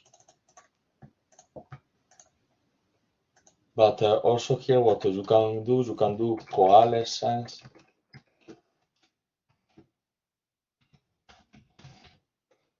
and say that the null values are AB, for instance, or are, don't know, cells. But no, it would be like a existing. If I perform that, now all the null values will be replaced by, this is in case that, for instance, in a species you can have an entry that could be maybe set and it's like a null value. This is in case that when you do a join, you want to replace a null value. And also the other way around. For instance, if you want to get rid of null if, you don't want to include AV, you can do that. And all of the entries that are AV are not.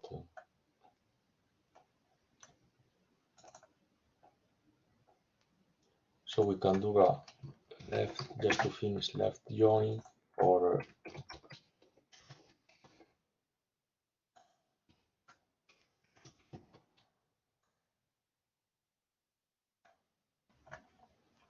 I imagine that here will be like a some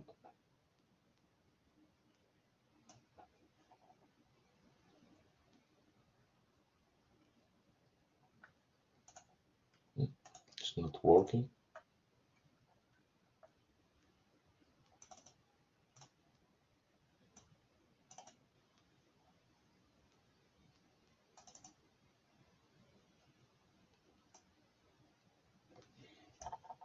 Okay, today's not mine.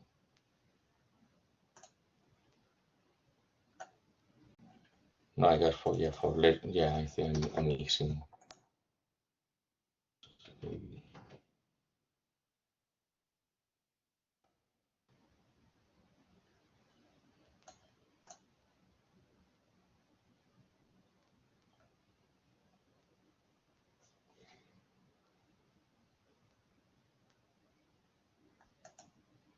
Okay, that is only okay. This okay, now I understand.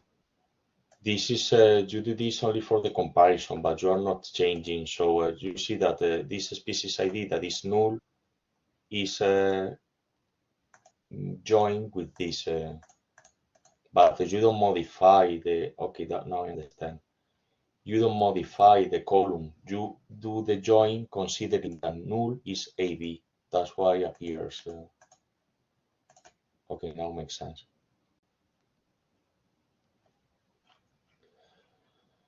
This is just in case that for some reason you need to do that.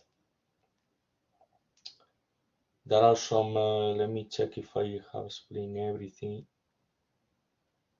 There are some challenges that are here at that you can either do that now or later. Also, if you have any questions, you can use the share pad. Okay, I didn't share today the share pad. Is oh.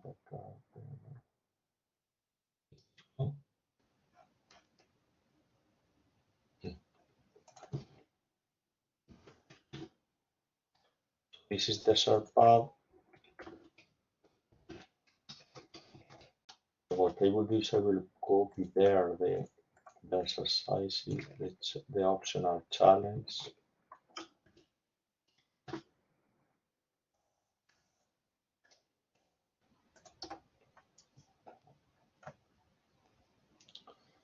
So if I do that, you will be able, yeah.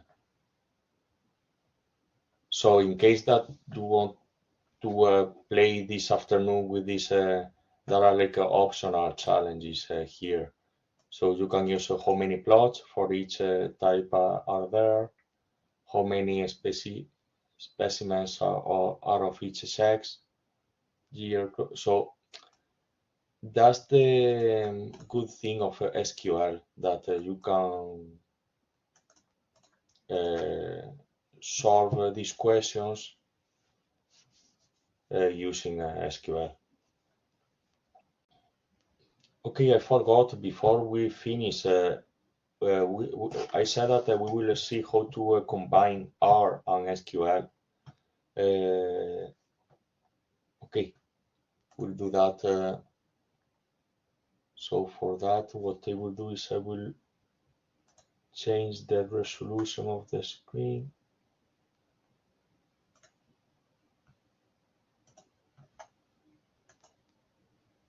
I will close this. Save.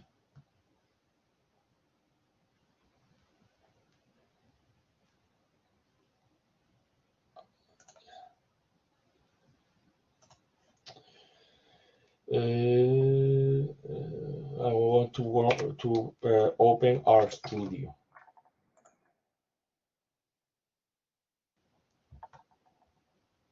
Also, I will all of the scripts that we have seen, I will share them.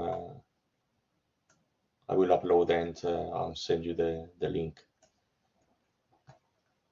Okay, so here what we will see is how we use R. This is a small example that you can use R and SQL in the same, or let's say you can use SQL inside R. So what we will do is we will download this database here. So now it's downloaded. We will need these two libraries, or we can also load the tidyverse that will contain these libraries. And now we will need to connect to the database. So this is what the connection is. We will call it mammals, and the function that we will use is TBI, the database connect. Here I specify the type, that is SQLite, and here I specify where the database is. Is in data row, portal mammals.sqlite. So if I execute that, you see that now in the global environment, I have a connection here. Well, if I click on that, I get like I have a pointer to the database. Well, I can get a description of this pointer. This is just an, I will share also the sample is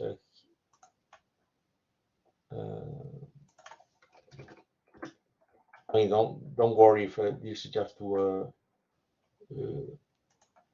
show you that it's possible to use R and SQL. The sample is here.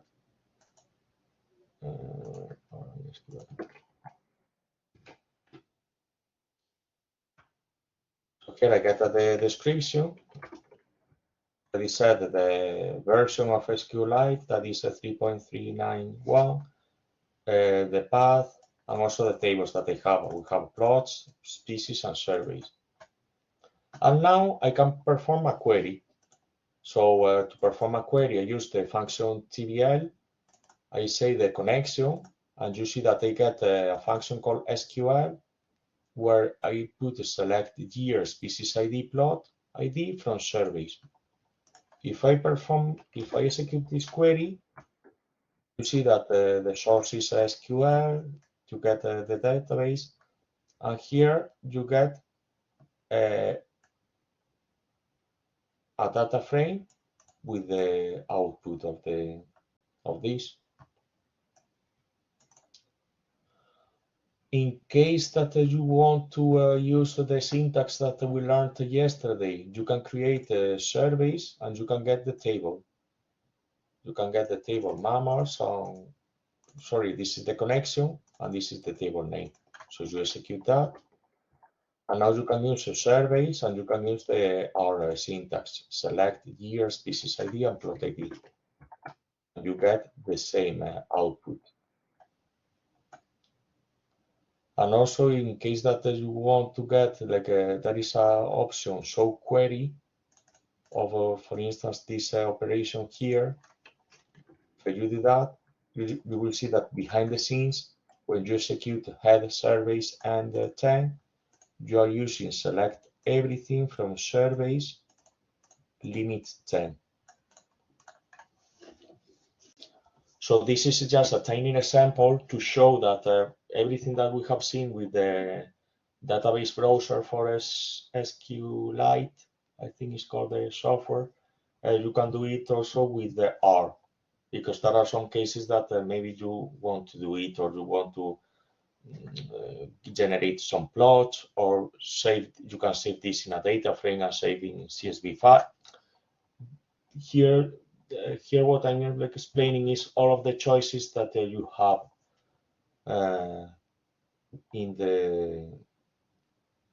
to manage the data using R, using SQL, and gives you choices, and you can use the one that you feel more comfortable with. Okay, so before we close this session, do you have any questions of today or any of these past sessions?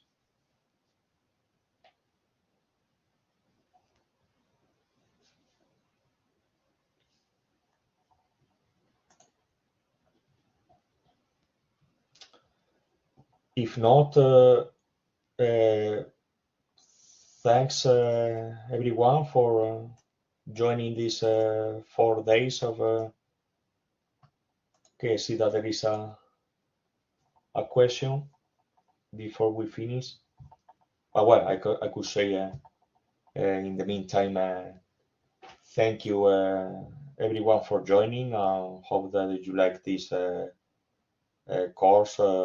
If you want to join future courses, there are.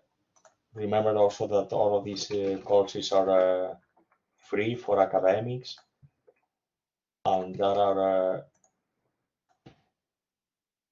other courses here.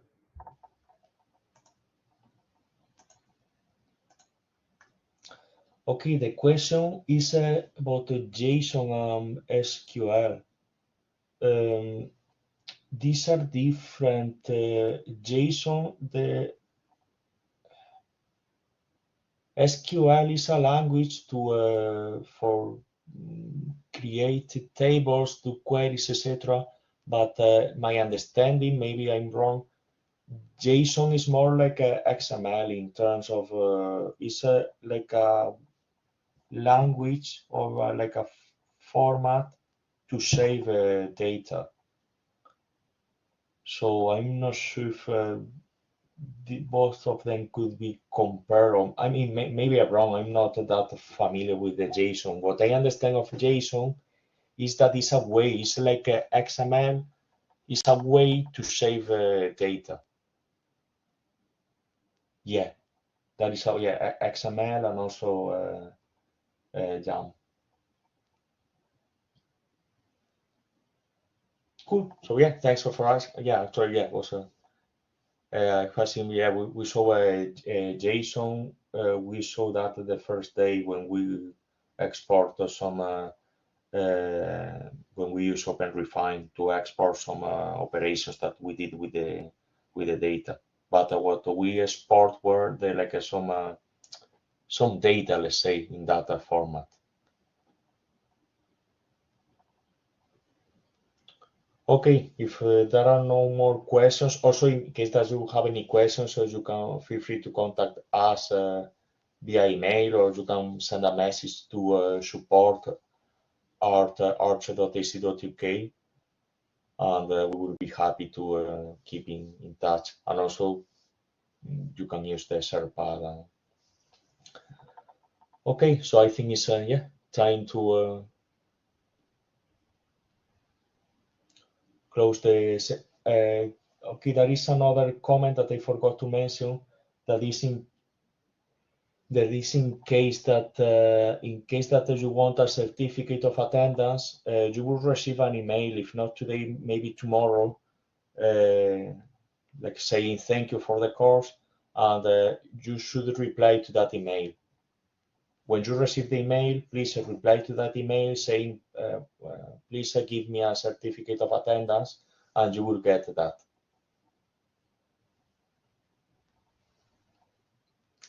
Again, if any other questions, please keep in touch. And yeah, has been a pleasure to teach data carpentry these days. Hopefully, this is useful for your research.